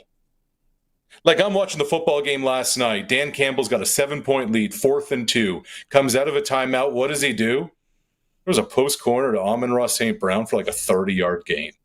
Like that's modern football. My concern with moving the goalposts back is we're going to see a hell of a lot more punts. Because I don't know, somewhere along the way, this idea that this was a gamble came to mind. Every single data point and analytic tells you go for it unless you're fully pinned deep in your own territory. We're 99% going to go for it, Barney, on 3rd and 1, but it's a gamble on 3rd and 2. Come on. Not to change subjects here, but wouldn't it have been cool to be alive back in 79, 80 and see the repercussions when the NBA went to a 3-point line? Right. Dude, absolutely, yes. Also, remember 2 years ago? Baseball implemented the pitch clock. You would have thought from the purists and the traditionalists that they changed the diamond into a circle.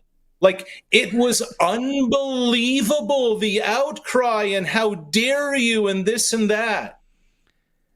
And what's happened? It's made the game better. Remember when the designated hitter was added? The DH came into the mix? How dare you take the bat away from the pitcher? More room behind the net in hockey, the 2-line pass, and so on. And when Boston had to get in a regulation size rink, so many different things. Okay, let's not get lost here. What's your take on the Rouge, the new rule coming in there? I like it because I've always thought it was crazy to reward failure. Like if you miss a field goal and you blast it 20 yards wide left or 20 yards wide right and it goes out of the back of the end zone, why are you being rewarded for it? I actually think now that the punt can be used as a strategic tool in the end zone to make sure somebody kneels. And all these people saying, well, now you've removed the field goal return. Somebody on Twitter had a real good post that less than 1% of snaps are returned for field goals. And it doesn't mean with the goalpost at the back of the end zone, you still can't send a returner back on a long attempt, because if it's short, it could be returned. So those are my thoughts there. Commissioner couldn't answer my question yesterday. I don't know if it came out today.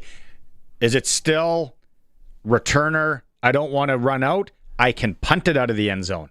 He said he was going to have to check with his rules team, because you've seen it. I call it punt-a-palooza, punt it out, then try and punt it back. Now we got 15 yards to try and land it to. Makes it a little bit tricky, but I want to know what the deal is there. Do you have to run it out? Can you punt it out? I don't know. I know. I find out. I love it. And I'm not just trying to be a shite disturber at all. I really want to know what's going on there. So let's look, Kate. And we talked about this earlier in the show. Americanization of the CFL. That's what we're doing here. NFL light. Yeah, people would call it what you want. Okay, what are the things that, let's say we're living in 2027 right now. We both look this youthful. We're looking fantastic. What are the things that are the same as the NFL? Length of the field, not including the end zones, right? That's one. Well, end zones are still 15 yards, not 10. I know, that's what I mean. The length of the field is 100. We're not including end zones. So that's the one thing that's the same as the NFL. Second thing would be the goalpost at the back. Goalpost at the back, yeah. Because the NFL figured that out in 1974, that they were moving theirs to the back. Okay, so those are two things that are the same as the for the NFL light or Canadian NFL, what are the Americanization? So I got two things. What else are we missing here? That is the same as the American. The ball's different, the waggle's different, number of players, number of plays, length of number of downs, number of downs, number of downs, width of the field, the ball, the play clock. There's two things that are the same as, and this is Americanization. I need to wrap my head around that. I need to figure this out more. Well, it is a culture of fear that people have to change. It honestly is, Barney. I don't know what else to say. Like, if Stu Johnson had come out yesterday and said, we're removing the ratio. If Stu Johnson comes out yesterday and says, we're moving to 4 downs. If Stu Johnson says, we're going to merge with an American league. If Stu Johnson's, like, for a second there on Sunday, I'm like watching the Vikings-Bengals game. I'm like, is Cincinnati moving to the CFL? It's just, people want to be up in arms for the sake of being up in arms. I don't like the 55-yard line going away. I like the 55-yard line. I thought that was uniquely Canadian. But if you're effectively giving away one unique item at the expense of the hope that this is going to generate more offense, more points, more attention, etc., shoot. Because doing the same thing wasn't going to move you forward. I think we all have to understand and realize that. And so many people, I thought it amusing, interesting, that were going off the one question that Justin Dunk answered, which probably would have asked it myself, and he was clear on it. Can you say we'll never go to 4 downs? And he says, I'll never say never. Right away, everybody, whoo. And it's like, I don't think I don't put a lot of stuff in ink. I like putting stuff in pencil in my life. And if someone comes to the CFL and says, here's $200 billion, we want to buy you. Someone in Dubai. Because they got real money there. Check out the Live Tour. What do you say, no? Patriotic, get Canada flag out? Like some of the arguments being made yesterday, like, this is why I wanted to come on and make sure, like, to me, and I think U Sports needs to do this. U Sports needs to just continue doing what they're doing. CJFL the same, et cetera, et cetera. You have minor football leagues all over the place, practice fields. There's no need to change what you're doing because of the infrastructure. But you just went through all the things that make the CFL unique, Barney.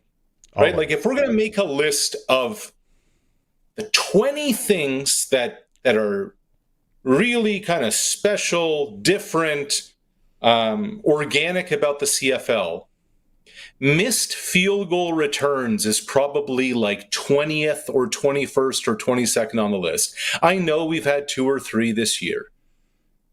But who's coming to a football game and saying, man, I can't wait to watch a missed field goal return today? There's people banging their dashboards or their computers or whatever right now. Hey, we're just giving you some perspective, some context from different angles here. That's all we're doing. We love the game. Like, can we just all get that? Like, we love the CFL. We love the game. I counted 2 things in 2027 that are going to be the same. Am I missing a bunch? Please let me know. So here's the other thing. There's 2 things that are similar to probably Australian rules football as a CFL. Here's some other things now. Okay, so touchbacks, unintended consequences. Touchbacks, right now they're going to come out to the 40-yard line. In a shortened field, they got to move that to the 35 or the 30. You can't give a team that great a field position. Yeah. That's my opinion on that. I like that. The other is the command center needs an upgrade. Officials having their hand to their ear for 5 minutes on an offside call, that needs to change. Like, we are getting caught up in the stuff, to me, that is quite trivial and doesn't even come close to mattering as much as the issues that actually should. And the way the replay officials, the way the on-field game is managed, that's got to be among the next on-field priorities for Stuart Johnston. And let's get stats done properly. Like many high school leagues and junior leagues and senior hockey leagues can do. If they can do it, you can do it, CFL. We're behind you. And your website. And look, I know that internally, like, look, here's the other thing. Let's remember where all this is coming from. Stuart Johnston was a television executive for nearly 30 years. His job was to get viewership as high as possible. He wanted to find ways, trends, things that are going to get people more interested in this league because it was good for business for him for the last quarter century. In a lot of ways, it's the same now. He's got to come in and clean up a ton, from the website to the socials to the stats to the officiating to the replay to the on-field. This was day one, step one after a 5-6 month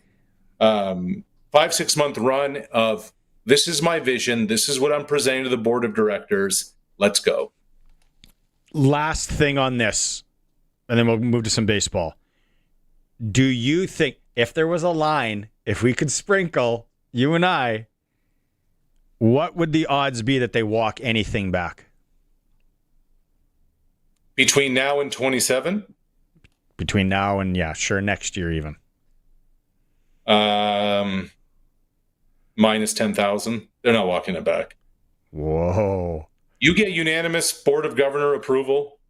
You're going to move forward with this stuff. What would make you walk it back? Public pressure. Violence. Violence in the streets. I can't remember a time in our lifetime, Barney, from a rule standpoint, more outcry than the implementation of the pitch clock in baseball.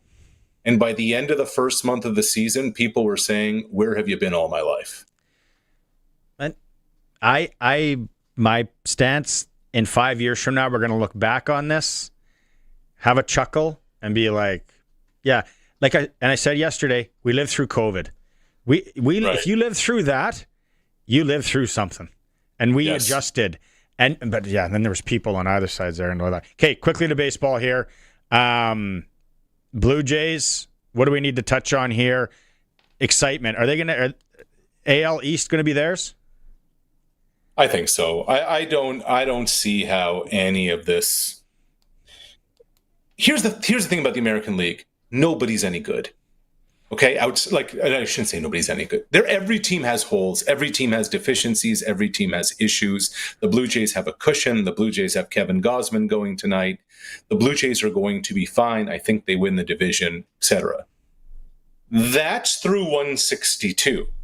The issue, Barney, becomes in a best of 5. The issue becomes, if you win the division, the best of 5, suddenly how is this all going to be managed? What's going to happen if one of your starters blows up? Who's going to be available for you out of the bullpen?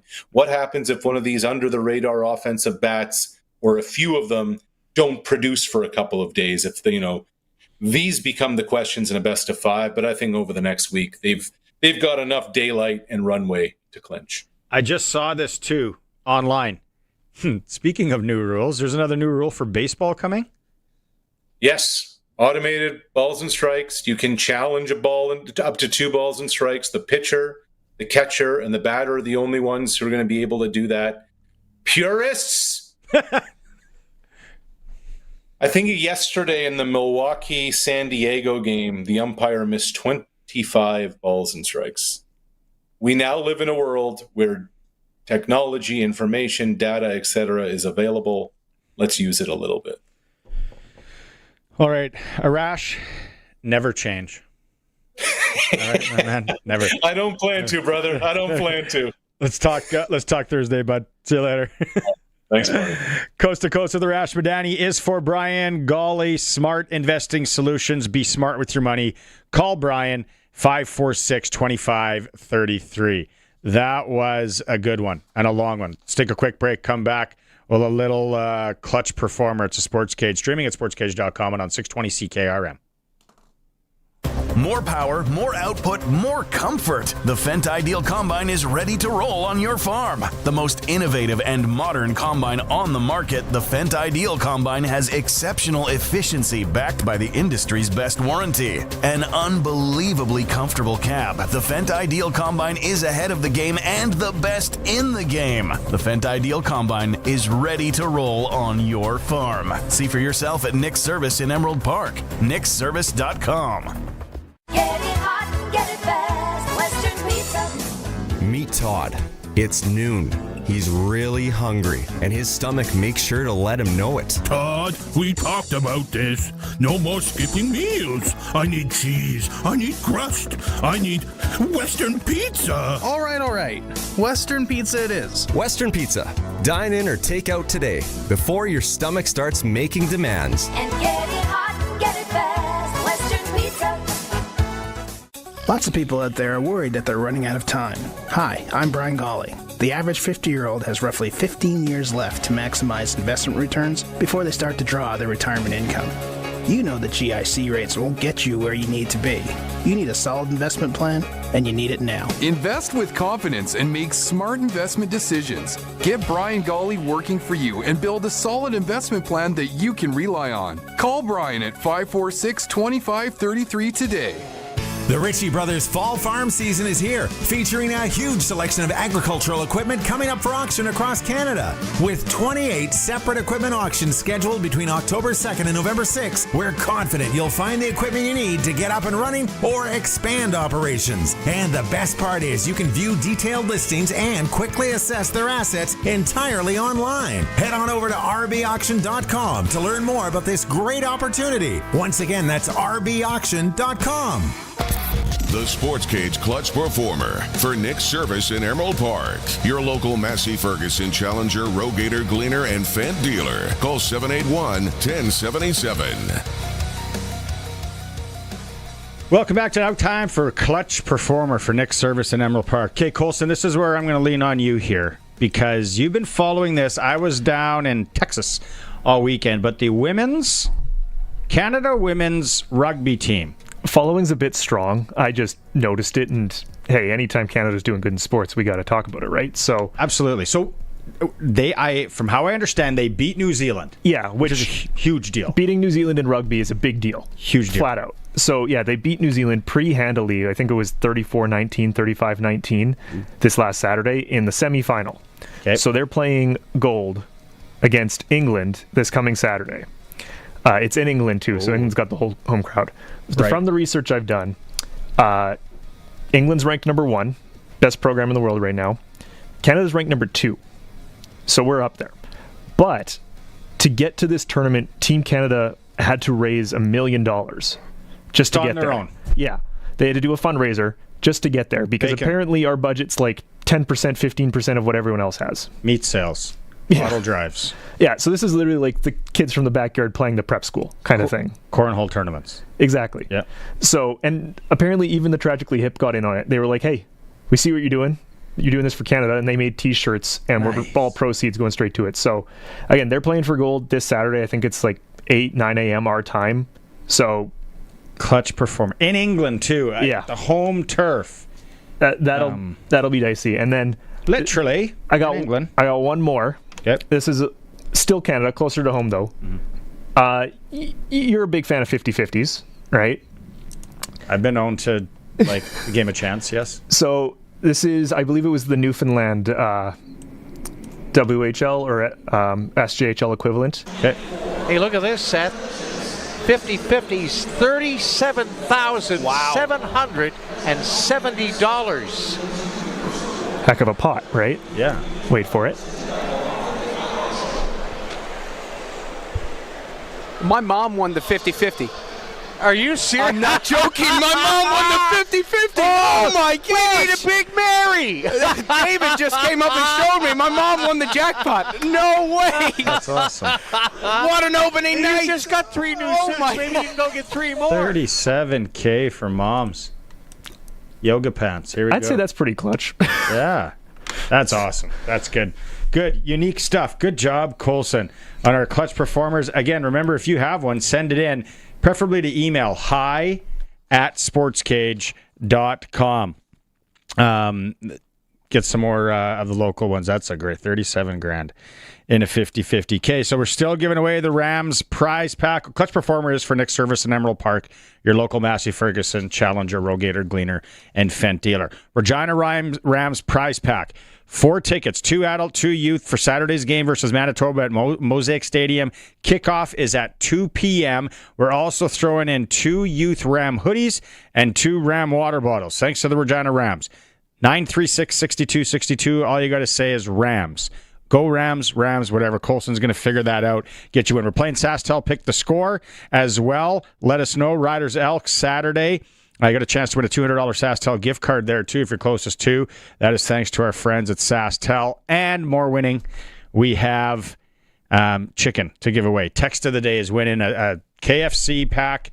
You get a free 6-piece bucket feast, 2 large sides. Text of the day. That's it. And then we got PumpJacks Cathedral Trivia coming up in about half hour's time as well. We got so much winning going on here.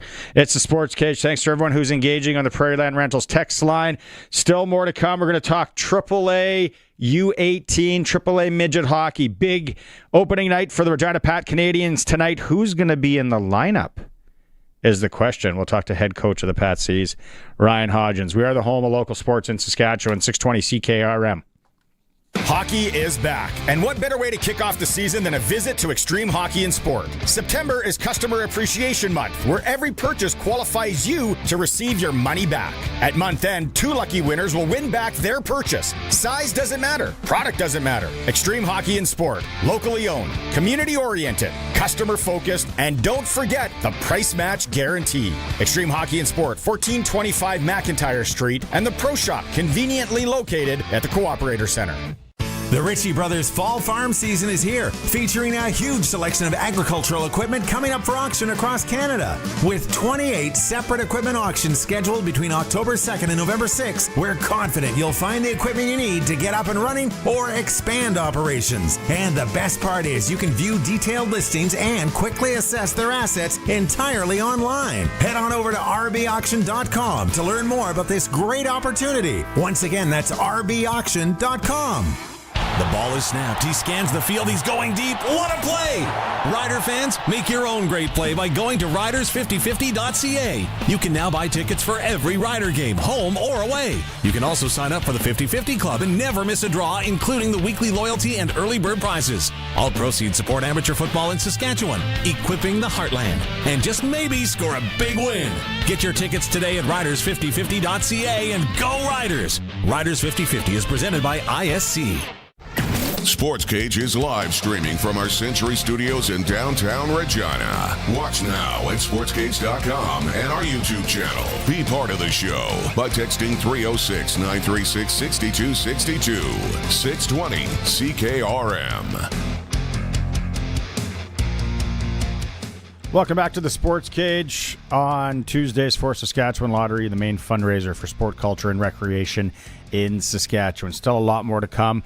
Glen Suitor after 5 o'clock. Right after 5 o'clock, though, is PumpJacks Cathedral Trivia. Get your dialing fingers ready, 936-6262.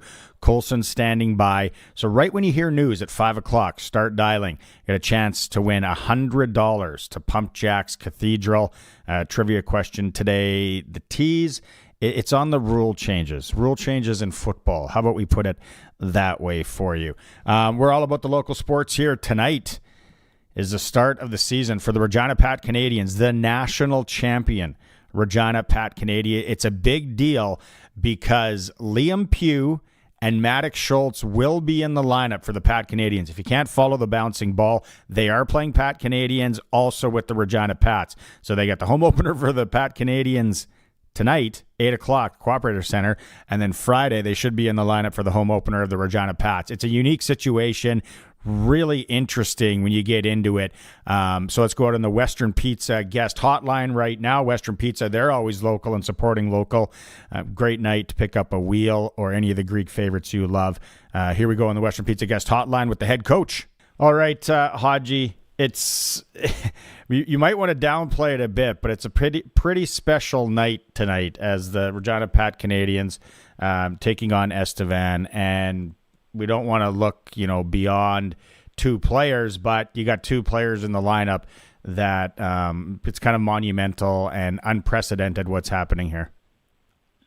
Oh, yeah. I mean, anytime you can add those guys to your lineup, I mean, it's obviously, it's a good thing. It's good for our group, and having them at practice and at games as much as they can is, it's big for our program for sure. What's it been like, Ryan? Obviously, there's a lot of skilled hockey players in the league with the Pats Canadians, but having these two players, what have you noticed that's maybe different? Well, I don't know. They're definitely elite. But I mean, it's like I said with Maddox all year last year. It's when they're at practice and when they're around. I mean, their compete is just through the roof. I mean, these guys do things right all the time, and they play at a fast pace. So I mean, I just having their pace and their presence is nice for us. Do they have different personalities? Are you starting to see that? Yeah, I mean, I think what I see out of both of them is obviously I know Maddox, has a lot longer, and but the things I do see is like I said before, is their compete and they're willing to play hard and do whatever it takes to win. They both have that same drive that way. That's for sure. Obviously, everybody's been welcoming for Liam because it's, we put ourselves back in his shoes at that age. And yeah, he's an exceptional hockey player, but still, new city, two teams kind of thing now. It's a lot for him.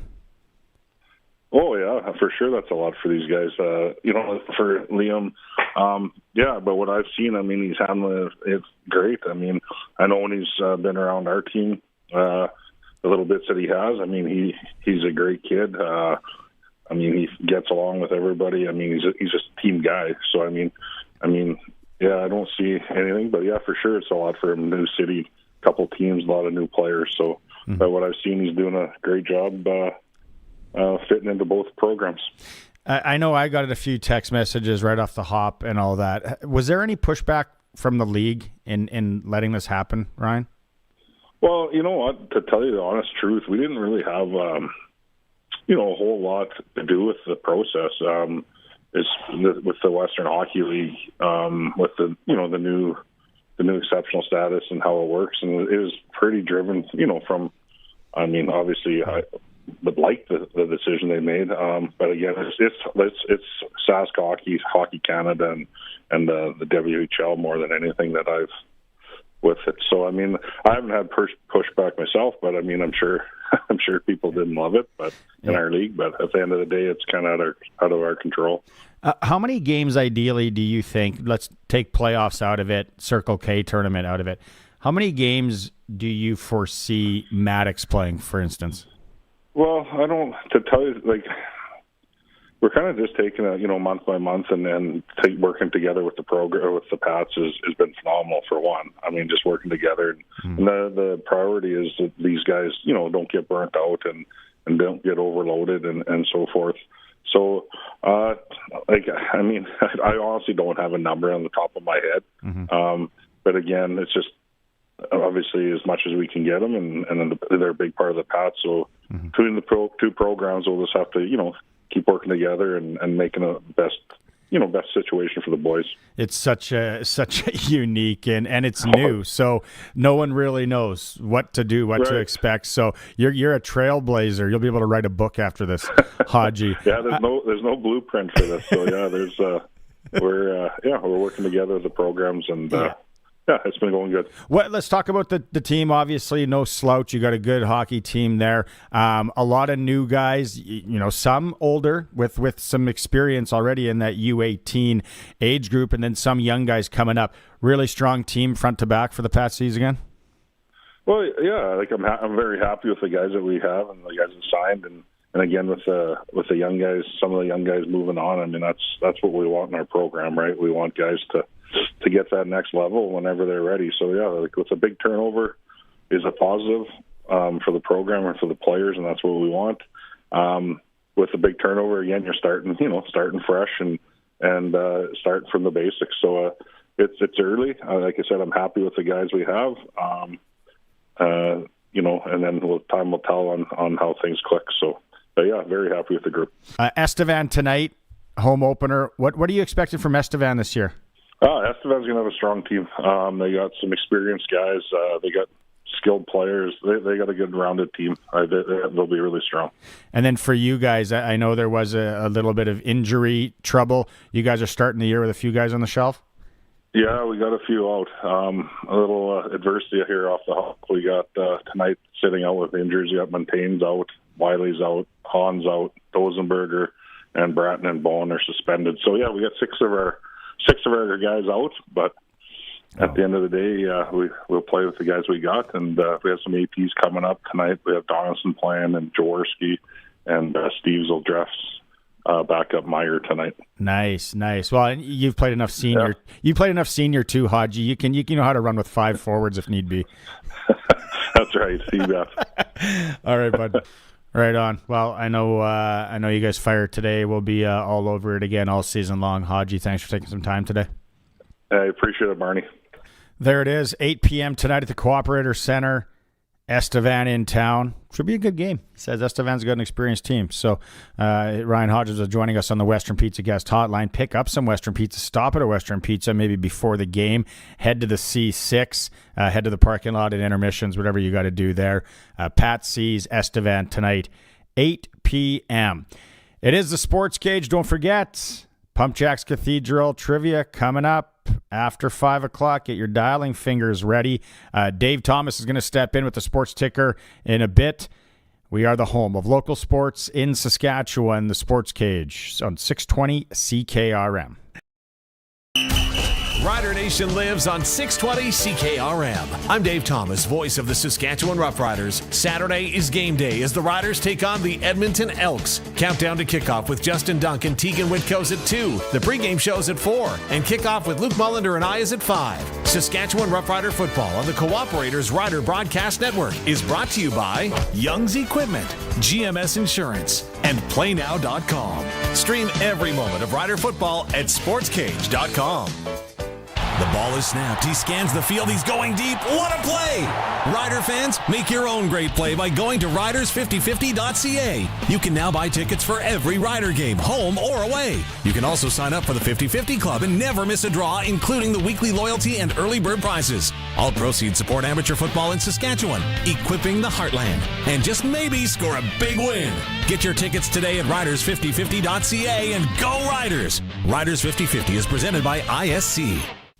If you've got a Steelcraft garage door, you've got a door with parts manufactured and assembled right here in Canada. A door with better insulation and seal, plus a warranty you're probably never going to use. Combined with a LiftMaster opener, it's the right choice. And if you don't have a Steelcraft garage door, you should get one. And a LiftMaster opener. 100% made by Canadians for Canadians. Steady, tariff-free pricing and great quality, no matter what. Steelcraft door, Steelcraft door, Steelcraft door.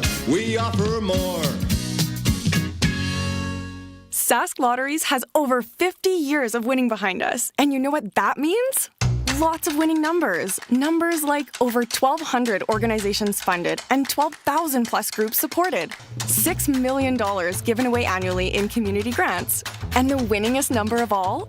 $1.4 billion given back to the people of Saskatchewan through sport, culture, and recreation. And we're just getting started. Learn more at sasklotteries.ca.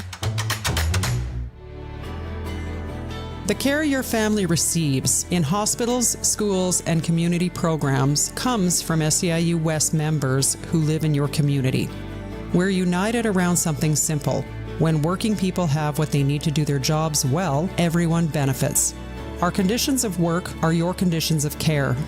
For more information, visit seiuwest.ca.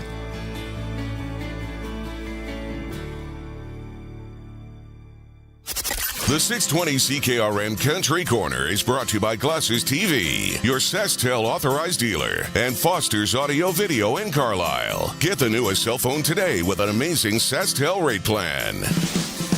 Support the Regina Youth Flag Football League by watching some of their exciting action this fall. 1,700 kids taking part with all games at the rugby fields. That includes the new Female Elite League. This Saturday and Sunday is the final weekend of games. ReginaYouthFlagFootball.com. Saskatchewan's own Hunter Brothers bring their homegrown Nights Tour to Regina November 27th. Special guest Shantea. Grab your tickets at connexusartcenter.ca or stop by the box office. And Old Dominion make a stop in Saskatchewan with the How Good Is That World Tour, May 2nd at SaskTel Center in Saskatoon. Phil Vassar and special guest Sasha also take the stage. Tickets are on sale now at Ticketmaster.ca. For more information, visit 620ckrm.com.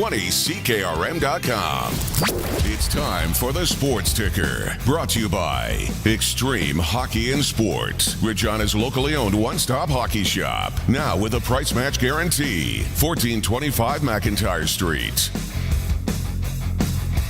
Sports Ticker. Riders back on the practice field today. Sam Emelis getting some reps with the first teams. Kean Schaefer-Baker was limited no.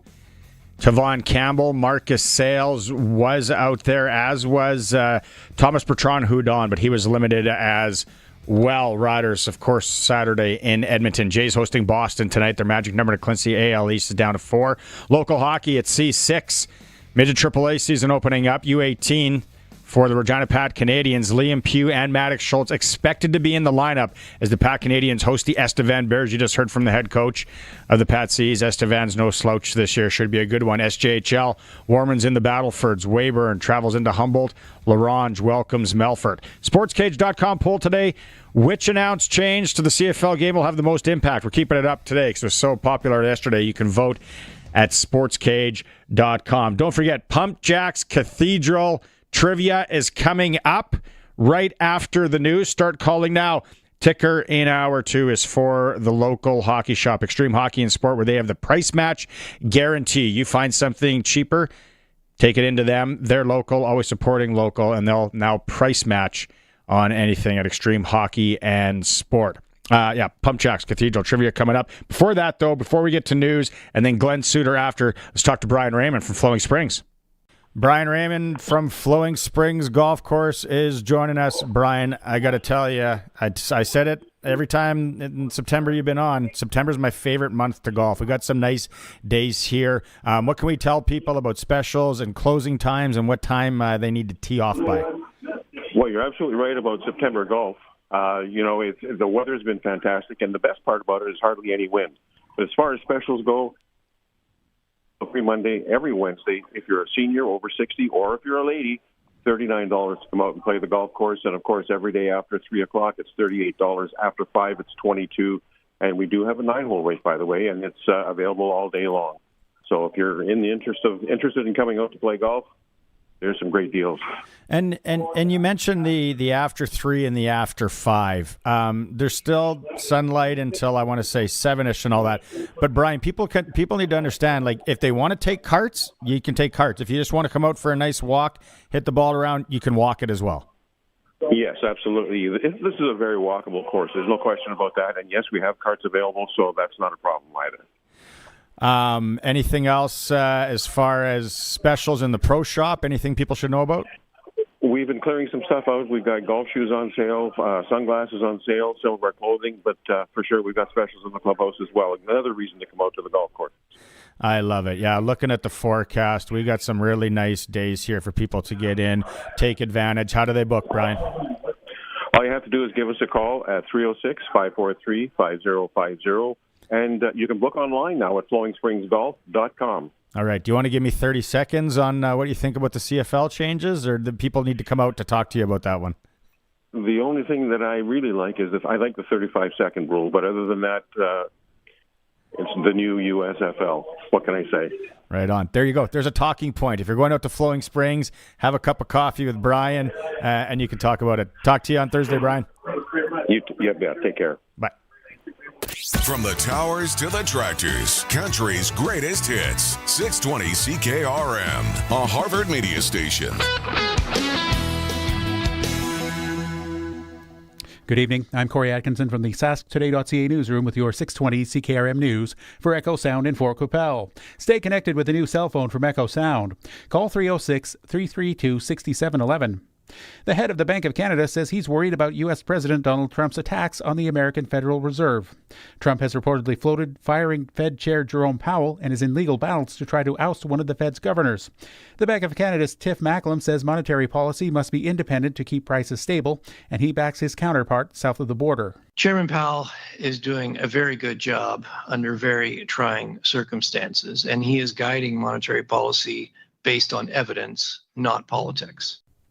Macklem was in Saskatoon today, urging business leaders and policymakers to diversify Canada's economy away from U.S. dependence as the trade war sinks exports.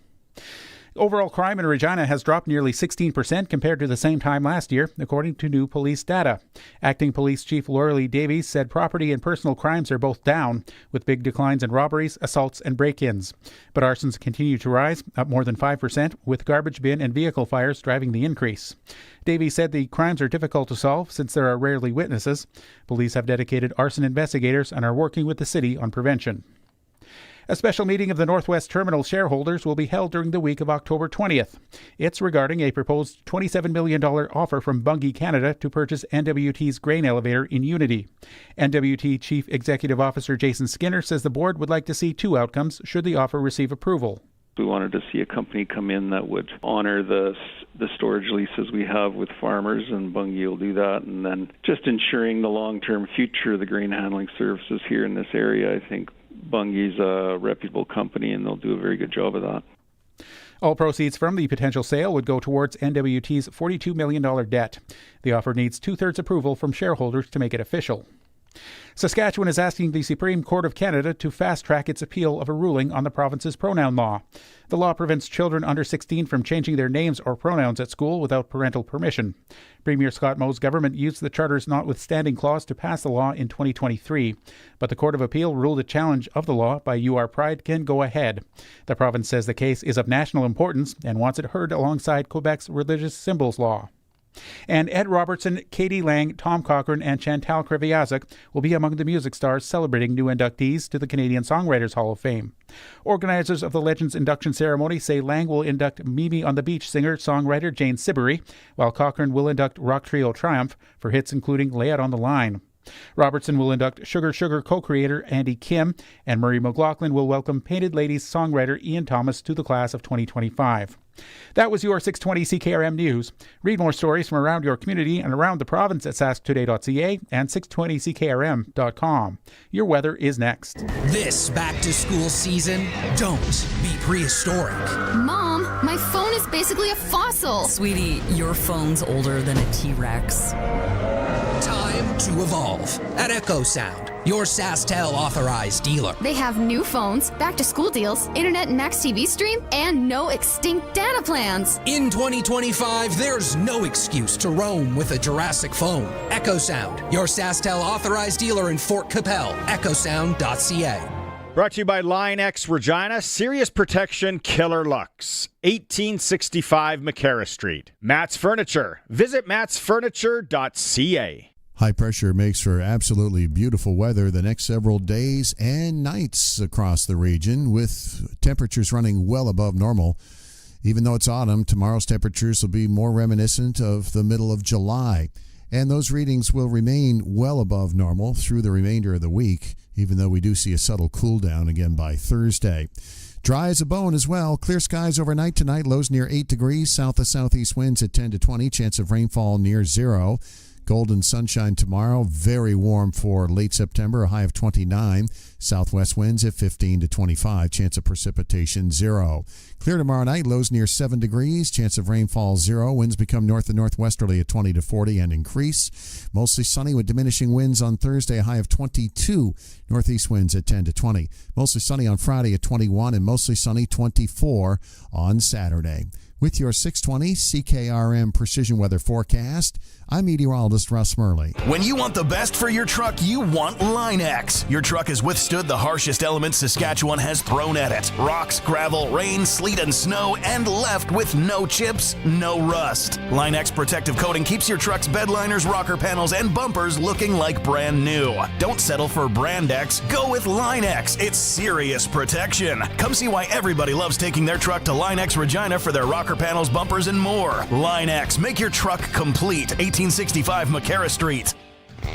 He's at it again. Matt's sharpening his pencil to save you money at Matt's Furniture. Now till October 1st, it's the Maytag Dependable Savings Event. Buy any 2 qualifying Maytag major kitchen appliances and save an extra $150. Buy 3 or more and save an extra $300. And buy any Maytag eligible washer and dryer pair and save an extra $100. See in store for all the details. Matt's Furniture in Fort Capel, Kamsack, Melville, and Foam Lake, or online at mattsfurniture.ca. Broadcasting from Century Studios in downtown Regina, Harvard Media presents The Sports Cage, where Saskatchewan comes to talk local sports. Brought to you by Sask Lotteries, bringing communities together. Sask Lottery products fund over 12,000 sports, culture, and recreation groups across Saskatchewan.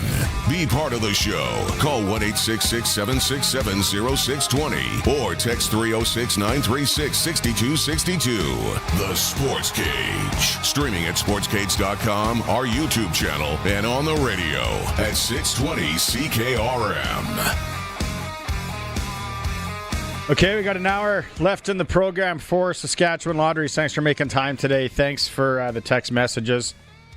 A lot of you still hot, still angry, and you have the right to be. We'll get through some of these text messages as we get into Suitor as well. Some of them, 936-6262, Prairie Land Rentals text line. Also, if you want to play PumpJacks Cathedral Trivia, which we're going to do in moments, I think we got a caller on the line.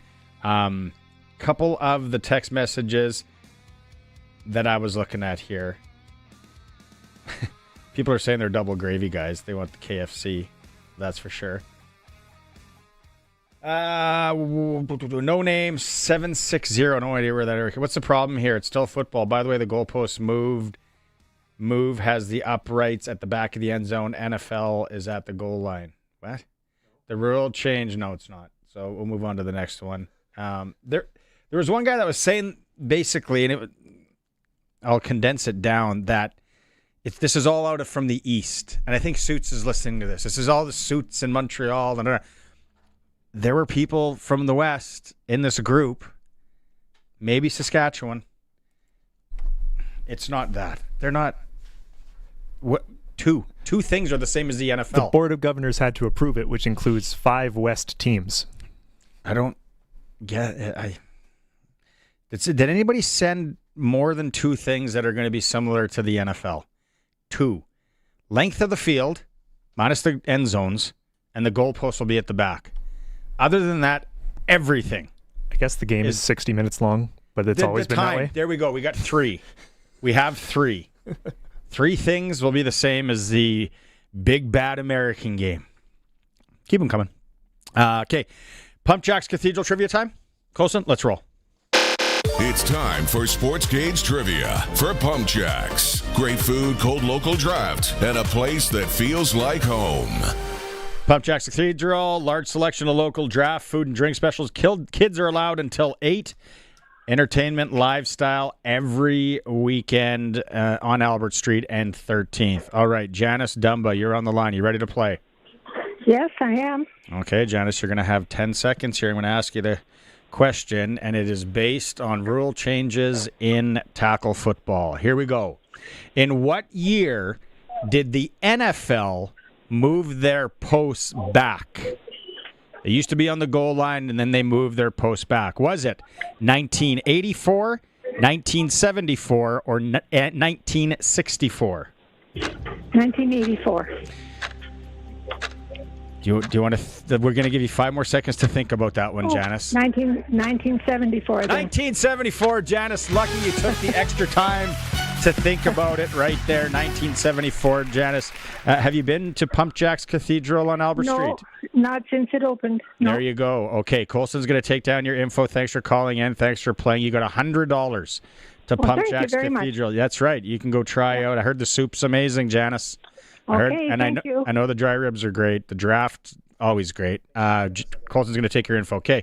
We'll get to more text messages, and I'm reading some of them. When they're really long, it is hard to read. I'd rather you guys just call in when there's a window to call in. Let's get it going with Suits. Time now for press coverage with CFL and Saskatchewan Roughrider legend Glen Suitor on the Sportscage. Brought to you by Bronco Plumbing and Heating, where professional service is guaranteed. They'll treat you right. 781-2090.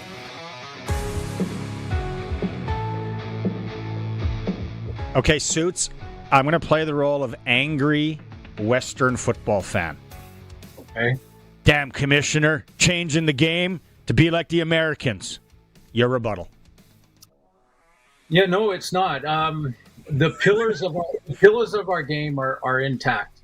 And we can go through each rule, and I know we will as we go on here, Barney. But I understand the emotional response, the gut response. But let's start let's start this discussion by first saying that 95%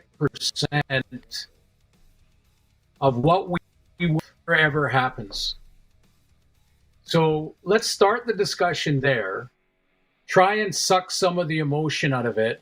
We can go through each one of the rules. And then throughout that, there are 4 pillars to me that are lines in the sand when it comes to our game. Okay. If that's what before we get to that, can I ask you one more question? Mm-hmm. Did you sign NDA? No, I wasn't part of the NDA group. No. Okay, thank you. The commissioner's tour. I'm not sure if he visited with everybody on the tour as much as he and I talked. but there was no NDA signed, or I wasn't part of that internal final group there. No. Thanks for answering that, Glenn. Okay, let's start with the rules. I'll leave it to you. Which one do you want to go with first? Well, let's start with the 35-second rule because it's going to be implemented this coming next season. Yep. So let's start with that because from a television perspective and entertainment perspective, and I think that's where Stewart was coming from in a lot of what he was saying in the press conference was to enhance the entertainment value of the game. And for a television perspective to keep the game flow, this 35-second rule is a good one because in reality right now, we have anywhere between 30 seconds and probably almost 50 seconds between the snap of the ball because the officials will change and they have different timing and the substitution made by teams can be different depending on where you are in the game. So, they may blow in the snap early in the first quarter, but because everyone's way more tired in the fourth, that 20-second clock that's actually really taking 30 to 35 seconds already is now stretched to 45 seconds in between snaps anyway. So this is a way to start the clock the moment the ball is dead. And you have 35 seconds to make your substitutions, do whatever. If you don't, it's delay of game. So this will increase the flow of the game. The most important aspect of it, though, is to not change the final 3 minutes. And I know we've talked at length, and you've talked at length about it. What if, let's say, Joe catches the ball, boom, puts it down. We got 35 seconds. We get to the line. We're ready to go. We're calling it from the line. Defense is shuttling in and out. They get the 35 when we don't want to lose the 35. We're still in a hurry-up phase here. Yeah. What's going to happen there? Well, I think coaches, just off the top of my head, the coach would probably really limit substitutions at that point. You'd be forced to take a timeout or go down for a fake injury. You take a timeout. The fake injury takes a player off the field for 3 plays. So, you don't want to lose an important player there. Mm-hmm. That's why the guy that rides, Yeah. So, I think, Barney, there'll be some rules committee sharpening of some of these. And I don't want to sit here and sound like I'm defending and, towing some sort of company line, because I'm not. And there are aspects of this that I'm saddened by, to be honest. And we can get to those in a second. But this 35-second rule, I will add this to it. If we can, like off the top of my head, the final 3 minutes could look like this. And I'm sure they'll kick around a lot of ideas here. But the final 3 minutes with the 35-second rule in place could look like this. You have 35 seconds to make a substitution and get the ball snapped, but the time clock in the final 3 minutes doesn't start until the snap of the ball. So basically, what my concern is with the 35-second rule in the final 3 minutes is a team with a 2-point lead and a minute 30 left can kneel down 3 times, game over. Yep. And our game this year, about half of our games have been decided in the final 3 minutes because of the timing. And the timing allows for, or opens up the opportunity for, coming back from down 2 scores, having to give up the ball and give it to the offense that's down by 2 to create the possibility of the comeback. So I know they're going to dig into that in a big way in the rules committee and find a way to mesh our great finishes and not lose that with this new 35-second rule. And I'll add one more thing on the 35 seconds. If we don't revamp as a league the whole replay center process, restart it, revamp it, cut it back, make it simpler, less chance for interruption in the game. If they don't do that, game flow won't change anyway. So the 35-second has to be in conjunction with a rebuild of the replay center responsibilities. I don't think we need to waste any time on the benches, because that just makes sense. If Spaceship landed and you told the Martian what was going on, he'd probably say, well, put him on the same side right there. So let's not go there. Let's next go to the goalposts and the length of the field. Yeah, this is the part where I am torn a little bit. I understand the that they work together. So if you move the goalpost back 15 yards, you take out 10 yards in the middle of the field, then when you get the ball on your own 30, you're only out by 5 yards in trying to drive into field goal range, basically, when you remove that middle of the 10 yards in the middle. So those two changes are interlocked. And the sad part about this for me is that our chance for a missed field goal return is gone. But I think, to be honest, and if you take the emotion out of that, it's really not one of the pillars. And we can go into what are the 4 pillars. But a missed field goal and the single point has been debated and talked about as long as I've been involved with the league, which is now going into year 40-something, directly involved with the league. Every single year we have this debate.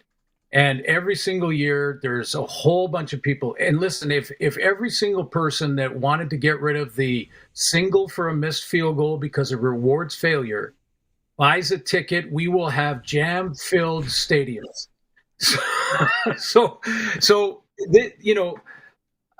This is not a pillar that takes away any of the uniqueness. I mean, yes, it's a quirky Canadian thing that we have had for a long time that has been highly debated. But I'm almost relieved that we can put that baby to bed, put it to rest for a while, and it will eliminate, and let's be clear about this, it will completely eliminate a missed field goal return for a touchdown. And that is an exciting play. But I think what happened here was the Board of Governors said, if we can generate 60 more touchdowns and we weigh that against 4 to 6 missed field goal returns for a touchdown, I'll take the 60 touchdown added. That the 60 touchdowns, if that transpires the way their data says it will, then that's the trade-off that they made. We give up those 3 to 6 plays, we get 60 more touchdowns. There were quite a few text messages from college football fans in the States. I'm telling us to remember the kick return last year on a short field goal. So, yeah. It can still happen, yeah. Yeah, there's a lot of people that hate it. Colson wants to jump in. Yeah, just my own personal thoughts on this. I'm wondering why we didn't remove the rouge on just the field goal and leave in the punt and the kickoff. Because I'm thinking back to even just this year when the Calgary Dinos were down by 9 points, got the touchdown, 2-point convert, and then kicked the kickoff through the end zone to tie the game. That okay, and that's an anomaly. The punt thing, I've punted it from the 5-yard line through the end zone onto the executive course at Holiday Park. That is a gutless way to win, and I've been there. My rebuttal then is the ball has to touch the ground or a player first. But if it then goes out of bounds off of a kickoff or a punt, I think that would still allow the rouge to be in play. And then you just get rid of it at the kickoff. That's my own thoughts on this, having mulled it over for, I guess, 36 hours now. But it's just a thought, right? You big trick shot guy.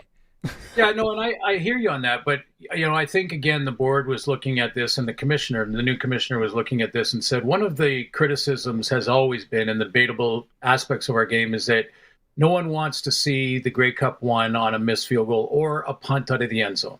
Someone's punting the ball, and you get a point and win the game for that. That's a big part of this rule change. I hear you on the nuance, because I've always argued that while I would tweak this single point without moving the goalposts, say, for instance, where if the ball is not playable on a short field goal, then you don't get a point for that if it's missed. But this takes it to another step, because let's be clear, there will not be any more returns. If a coach doesn't think that his kicker can make it to the crossbar, unless it's a desperate, last second 65-yarder, we have no choice, which rarely happens, then he's not going to put the kicker out there. Because, and why would you put a returner on any field goal that's, 45 or in? You wouldn't even put a guy back there. You'll leave him on the line of scrimmage and see if you can block the kick. So the chance for a kick return, a missed field goal return touchdown, is basically eliminated. But I think that's the trade-off that they're willing to try to make to generate an open end zone that now will generate 60 more touchdowns because of that extra space. Yeah, I'm not disagreeing with the end zone and the field goal posts or anything like that. I appreciate the uniqueness of having the rouge and having I would prefer to have more opportunities for it still. But I also understand doing a clean slate of, no, we're just not going to have it just to not confuse people. I think it's a small... I like it too. It's exciting. But the amount of times that we actually see it to the repercussions on the other side, I'm cool giving it up personally. Yeah. If you want that hill to die on, that returning of a missed field goal, go nuts, fill your boots. I understand. And here's I hear you, Barney. And here's a couple of other things that is, I think is legit, that what the commissioner said yesterday, that the safety angle, and people say, well, that doesn't happen very often where a receiver or DB runs into the goalpost. But if you can eliminate one injury because of that, then, that is legit. I mean, the putting the post in the way of the play is a safety issue. So that's a legit excuse, or a reason, I should say. The camera angles from TV's perspective, where Stewart has a deep background, a camera angle being blocked, and especially it's often our live camera. So the camera that you see in real time, the live action camera, that gets blocked by a touchdown that's beyond the goalpost. That happens. I mean, that Carter interception that they put in the video, I think we're showing it here on the stream, this is partially blocked by the goalpost. In fact, I remember the call because I was in that game, and wow, what a catch. But Rod Smith hesitated on the call because he was looking off the monitor, and that shot was blocked partially. And so he wasn't sure if he caught it or not. And he wanted to hold off till he made the call.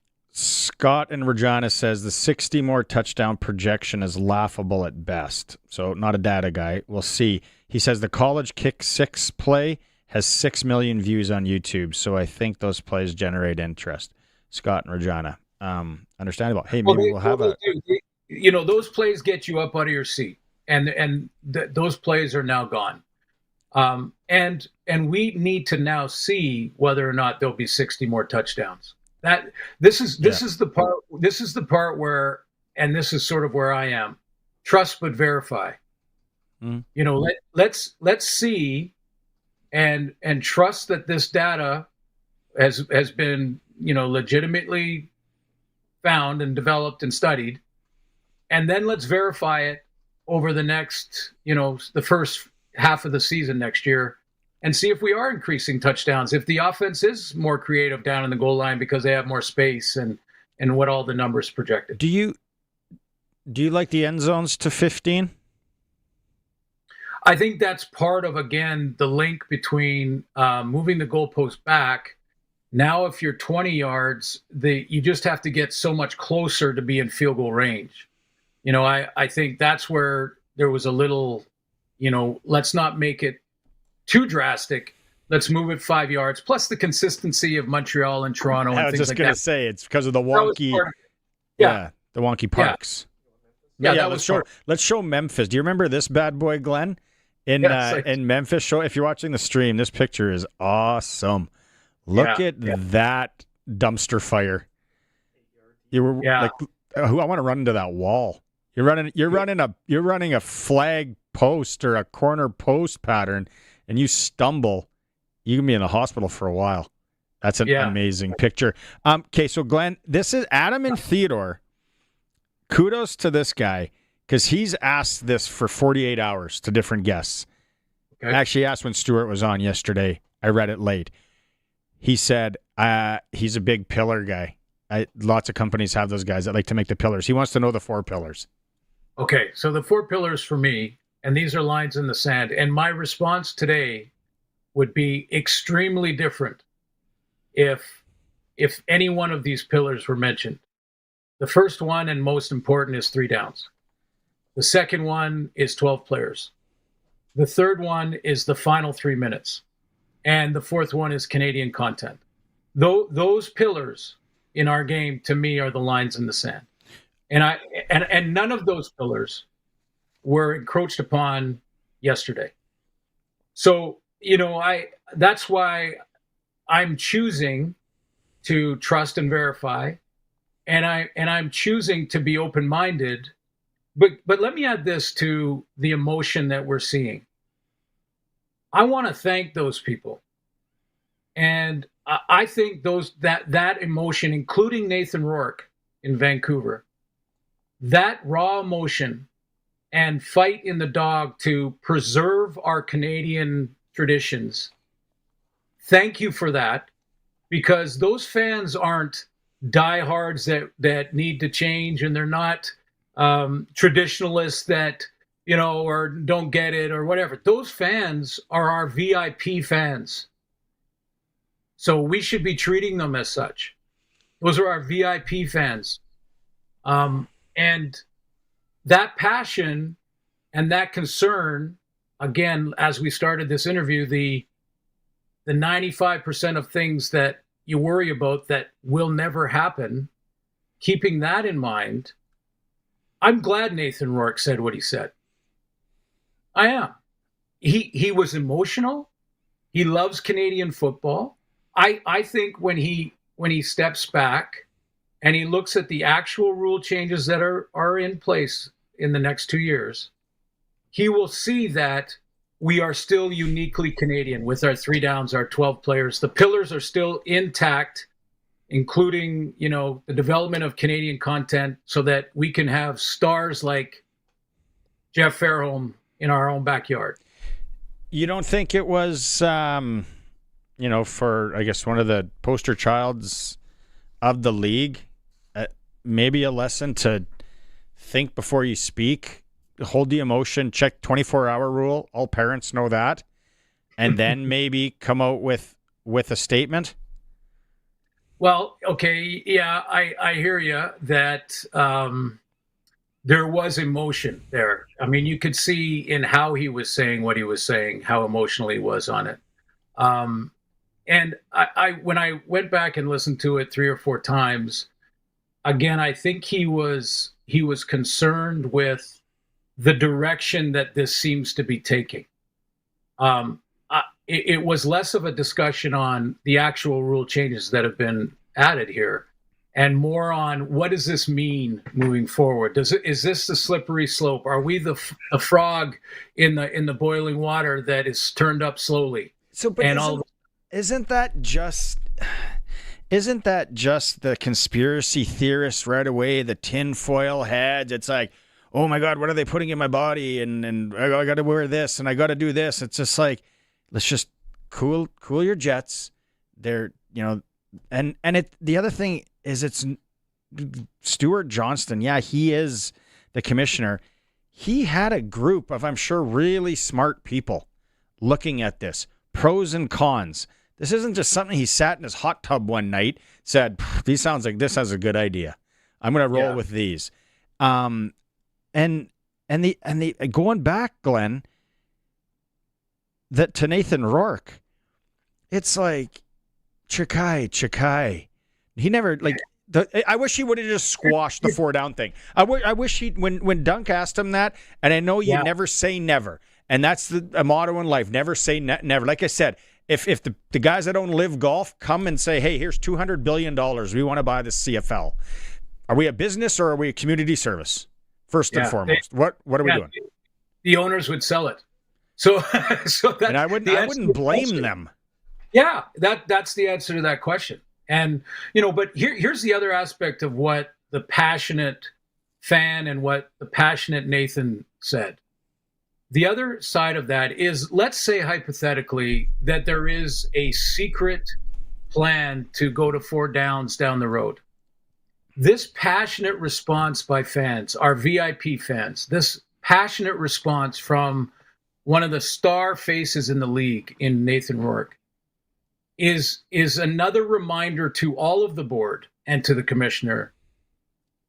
Okay, we're listening, but don't infringe on the pillars. Don't go so far down the line. And I again, I'm going to be talking to Nathan this week because we have the Lions game. But I'm glad that has been out there, because if hypothetically, and I don't believe there is, if hypothetically there was this secret plan to go to 4 downs in 3 or 4 years, then this type of response will remind them. They're going to be watching. The board will be watching this. And there's going to be lines in the sand for Canadians on this. Here, if you missed it today, here was Trevor Harris's comments on his thoughts on the changes. Yeah, I think maybe a bit of an overreaction yesterday by some people, but I mean, shoot, it's still 3 downs. There's still 12 people on the field. Field's still 65 yards wide. The end zone's still bigger than 10 yards. It's going 15. It's still Canadian football. There's still going to be onside punts and all the crazy plays, and shoot, I mean, it's the same game. The only thing that changes is really just field goal returns. But the other return game hasn't been affected. You're always going to have kickoff returns. You're still going to have the 5-yard halo returns. So the game has not changed. I mean, it's still the Canadian Football League, and we got 9 Canadian teams in Canadian cities, and so we got smart people at the top that know what they're doing. We're employees. I wouldn't tell an employer how to run their business and what to do, and so I'm just grateful to be in this league and have an opportunity to play in front of these fans and in this country, and so I'm just grateful to be here. And whatever the rules are, we should adjust to them and trying to bend them into your advantage. And so I know there's probably some people upset, but it is what it is, and we have people at the top making decisions, and we have to trust that they know what they're doing, and I'm one of those people that I trust them. I think the kids would call that throwing a little bit of shade, whatever they say, 6, 7. But that's kind of what he's doing there. Some people are saying that's a corporate answer. He thinks he's an employee. Yeah, that's what Trevor Harris thinks, which kind of is. Yeah, and Nick Arbuckle said something similar today as well, very similar to that. I think when you pull out, you mentioned Nathan Rourke and his comments, and could he have worded it differently and taken a moment and then worded it differently? Yes. I would also say yes to the commissioner could have worded his answer to the question from Justin Dunk differently. He could have said don't say never, say never. That starts a firestorm of, they're automatically doing it. But let me read you one other quote from him, which said, and they were talking about the governors and the vote that was unanimous. They said, they understand that we can and must advance our game, not by abandoning what makes it so great and unique, but by building upon our game's legacy. So, end of quote. So that quote was in there as well. And we choose not to take that one out when it said, we're not trying to change what makes it unique.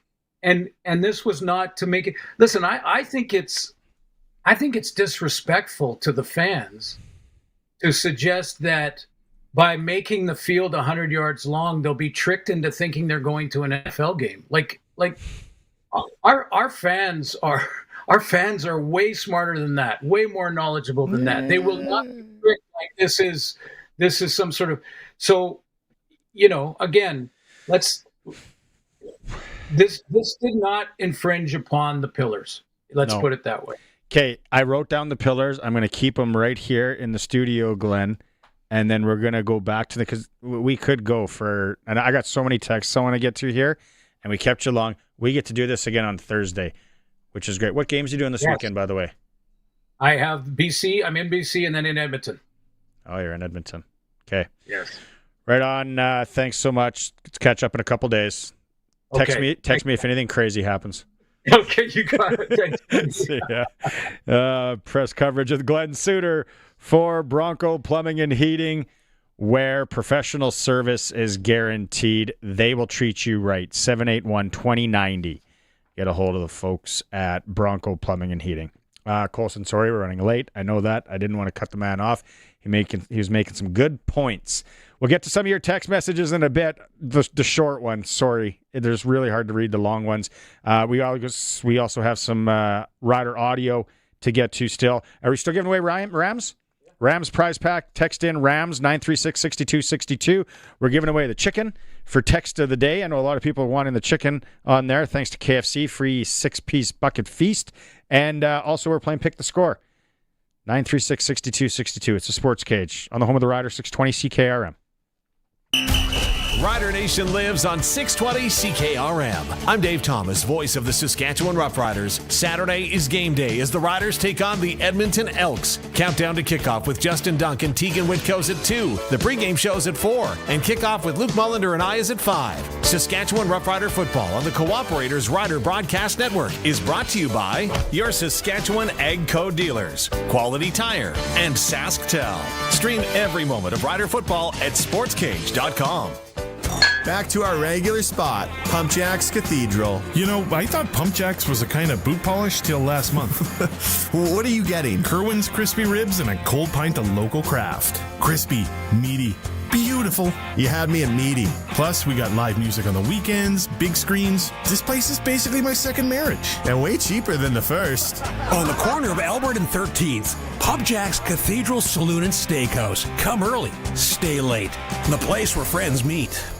The Ritchie Brothers Fall Farm season is here, featuring a huge selection of agricultural equipment coming up for auction across Canada. With 28 separate equipment auctions scheduled between October 2nd and November 6th, we're confident you'll find the equipment you need to get up and running or expand operations. And the best part is you can view detailed listings and quickly assess their assets entirely online. Head on over to rbauction.com to learn more about this great opportunity. Once again, that's rbauction.com. The Regina Thunder NFL Lottery is back, and tickets are available now. Each $20 ticket gets you the chance to win up to $500 each week of the NFL season. That's 18 chances to win. Tickets are available until October 6th, and you can still win for the weeks already played. No football knowledge needed. Proceeds support the Regina Thunder Student Athlete Scholarship Fund and team operations. Get your tickets at ReginaThunderNFLLottery.com. Lottery license RR240660. It's time for the Sports Ticker, brought to you by Steelcraft Doors Regina, made in Western Canada for Western Canadians. Riders are back on the practice field today. Tavon Campbell not participating. Marcus Sales was. Kean Schaefer-Baker was limited. Sam Emelis running with the ones. It says Philippe Gagnon was also on the field. Thomas Bertrand-Houdon was limited as well. The Jays are down 1-0 to Boston in the bottom of the second. Their magic number to clinch the AL East was 4 going into today. Local hockey, C6. Parking lot bevies. Let's go. Midget AAA season opener, U18 for the Regina Pats Canadians. Maddox, Schultz, and Liam Pugh will be in the lineup. Estevan Bears are in town, 8 p.m. puck drop. SJHL, Battleford's hosting Warman. Weyburn traveling to Humboldt. Melfort's in LA to take on the Ice Wolves. Sports Cage poll, which announced change to the CFL game, will have the most impact. You can vote at sportscage.com. Tickers for Steelcraft Doors in Regina, made in Western Canada for Western Canadians. If you need a garage door, they got you hooked up in their new 40,000 square foot facility, Steelcraft Doors in Regina. All right, Colson, let's get to some text messages here. Kelly from Calgary, and we will differ on this a bit, but I get where you're coming from, Kelly. With regards to attendance, we have remember the state of the economy, our earning power, etc., where a lot of people are suffering financially. The last thing they want is to spend their money on a football game when the game is on TV for free. And I've said this till I will be blue in the face. Sports is so much better to watch on TV these days, except for hockey if you're an American. And I totally get that. And that's not a slight on Americans because I love them. I live down there. It's a hard game to follow on the TV. Live is amazing. Football, that's just why NFL, they're seeing slight decreases in attendance. Easy to watch at home. Golf, yet I want to go to Augusta and to the Masters for like literally 45 minutes. Yeah. And then I'm out. Yeah, the experience is part of the whole reason, right? But if you're there for the game and the sports is the reason you're there, TV does such a great job of producing it. And now, like with CFL, you've got this, advanced analytics mode too, where you can see how fast the players are running when they've got the ball. So there's a million different ways to consume it now. In person is the only one that still is unique, but is it as attractive or comfortable? Let's go to Darcy in Melville, home of the Millionaires. Beautiful rink there. Is the Regina taxpayer going to have to pay for field changes? hot tip, Darcy, the taxpayer pays for everything. One way or another. Like, we pay for free healthcare? What? No, we pay for. They're not working for free. It all comes. It has to be. But 10 years is the lifespan. I was just standing on that field. 10 years is the lifespan. So they're going to have to replace the field anyway. If you'd missed the Arash Madani interview, Arash brings up a really good point. I don't know how that will fly. There isn't a lot of stadiums. He's like amateur football, junior football, college, university, I mean, stay the same. Mm-hmm. It's on the CFL to return the field to where it was, although the Riders own the field with the city. I don't know how that would all work here. Yeah, well, was it Arash who said too? Because like the CFL's hash marks are different than every other level. So the CFL the Riders would have to pay to repaint the hash marks for their game versus what the high school and college teams are going to, or university teams are going to use, right? I think it was Arash that said that. Either way, that's the case. So if the Riders are having a field that's different than everyone else's, it would be on their dime, to my best guess, to move the goalposts, to trim the end off, and then move on their dime to move everything back after. Right? But that's my guess. I am in no way involved in the city administration or the Rough Riders organization, so I don't know that answer. Yeah. Hey guys, just wondering why it took something like this to get teams on opposite sides of the field. It's another Kelly. I agree, Kelly. Uh-huh. Kind of hard to believe that was the case in some. Yeah. If you're not growing, you're dying. A wise woman once told me years ago that if you're not growing, you're dying. Something had to change. I'm in favor of the changes being made. Yeah, then lots of people in the Nathan Rourke thing backing Nathan Rourke. Evan in Melville thinks that I'm just making things up. That I can't say where I heard that there was people from the West, and then your point, the Board of Governors. Oh yeah, were involved. Yeah, again, the Board of Governors are the ones who actually make the decisions. The commissioner is essentially the chair for the board, right? And he's just the mouthpiece who is coordinating everything. Imagine if one person actually made this decision. Ugh. Like that would... First off, that's a lot of pressure and stress on one person. I don't know any adult that would actually think that in my circle of people. Yeah. Well, and Eric on the YouTube chat from East Vancouver, BC Lions season ticket holder since 1978. No problem with the changes despite my quarterback's views. So he's on board, and he's been around almost since the NFL moved their goalposts. We had a lot. We have, like, there's so many. The American people that were messaging in that they love the game and not change it. And then the North Dakota gentleman was saying the changes aren't leaning towards an American game. It's still very Canadian. That was Cole Frank. I just found his text here. Taxpayers also pay for the zipper merge in Regina.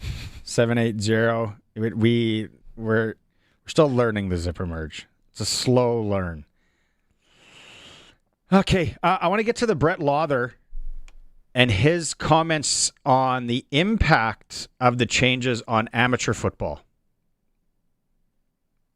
Sorry, I wasn't. That was Lawther. It's Lawther 3. There we go. Here you go. That's some of the first questions I had right away was not only the grassroots and always trying to grow the game and, Canadian kids. I mentioned right away, no one's ever going to play the CFL game until they get to the CFL now. So there's no one in Canada, there's no one in the States, there's no one in Europe that's going to ever play this game until they get to this league and this set of rules. And then also finding out, I guess they did give them more time till 27, but the first thing I asked was like, what is Calgary or McGill or BC? What are they going to do? Maybe it kind of sucks because potentially, the Rams might never play in here again and things like that. So kind of sucks to those things. But at the end of the day, I guess maybe they could change, but I don't see how you just change every field in Canada. It's a lot of taxpayer money or other money that, even in my hometown, they finally got the field, the new track and stuff just done after 6-7 years of trying to get it done, and you put it in, and now it's a completely different set of rules at the pro level. So it's a little different, but it's like I said, that's all above my pay grade. Can you queue up, because we haven't played this one for a while too, on Lawther, because this answers a couple of text messages here that people are asking about the union, because he's obviously the rep or whatever his title is, but he says, here's your clip, people that are asking this, he says there wasn't a lot of player input from what he saw.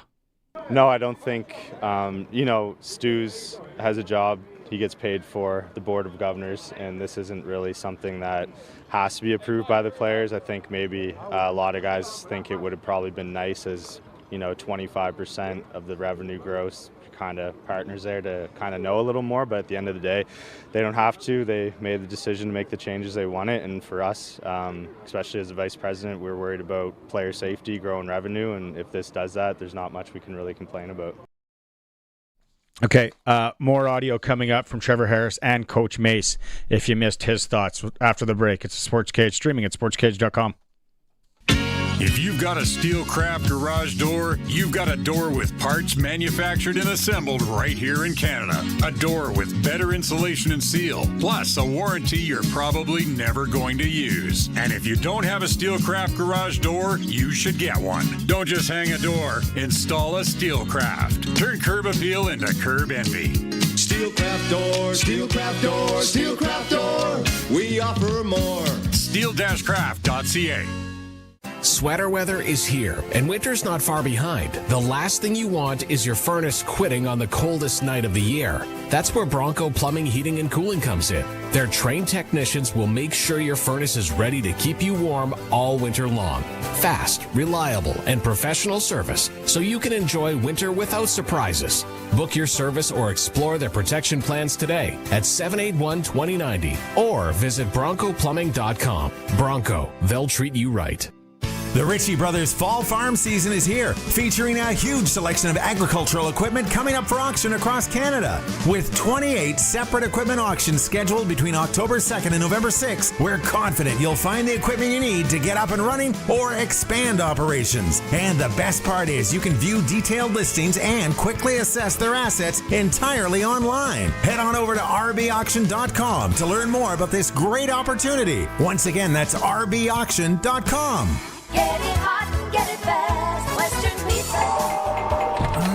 Can I help you? Name's Terry Touchdown, sent by Western Pizza. I'm here to deliver the Saskatchewan Roughriders sweet deal. A large 3-topping pizza, 4 sticks of Greek souvlaki, a large Caesar salad, and a liter of soda. All for just $48.95 plus tax. And you're entered to win luxury suite tickets to watch the Riders, like a VIP. And get it hot and get it fast. Western Pizza. Text CKRM 306-936-6262. From skid steers to tents to power tools, anything you need to rent for that summer job is at Prairie Land Rentals. Deal with the owner. 600 Albert Street. Back to Sportscage. Text 306-936-6262. 620 CKRM. Really appreciate the text on the Prairie Land Rentals text line, 600 Albert Street. You get to deal with the owner, whatever that rental project is. You can go in, and they also have Husqvarna Days coming up here too, because the snow is going to fly. I am sure of it here. There was another text here. Kevin M. He did leave his name. One way to reduce some of the CFL versus U Sport versus junior football differences is to leave the 55-yard line, just move the goalpost back and forth with end zone paint. Then the rules could stay the way they are outside the CFL. Kevin, I'd kind of thought about that too, and then I'm like, 55 yards. I'm like, you're not kicking a field goal unless you're on the 4-yard line with confidence. But to Arash's point, if you missed Arash, go back and listen to it. Segment 2, podcast form, however you want. He says, I put it on the CFL. You guys put the field to whatever you want and then bring it back to normality after. Will the CFL do it? That's yet to be seen. I was also thinking, will there be some grants floating around for retrofitting things? Is that something they'll look at? If you're thinking every high school, and we are just in Saskatchewan, like we are small. You think about all the football fields across Canada. If you got to try and now fix those and make those, that is a headache.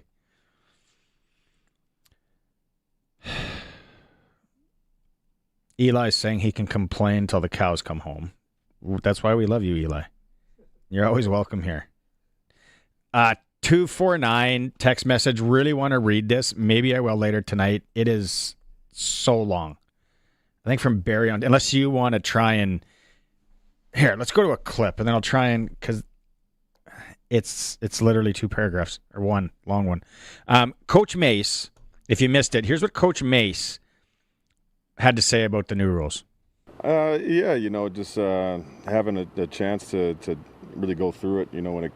I was sitting there like everybody, looking to see what it was going to be, and I know a lot of people went into those decisions, and I'm sure they consulted some people that are around the game for a long time. So, doing their analysis of what all the things that they're expecting from it, can only be good for the league. So, for us as coaches, and trying to adapt and conquer of whatever that looks like, but still going to be same team, still going to be CFL ball, and it should be an exciting product. So I'm curious to see it like everybody else, but I'm for it. Then Mace mentioned on the impact to amateur football. Yeah, no doubt. I mean, I'm not sure. Obviously, I'm not making that decision. But, I don't know, man. I grew up in BC where we played American football, and then in community you play Canadian football, and the fields are always crazy, whatever it is. So, I'm not sure what that's going to look like.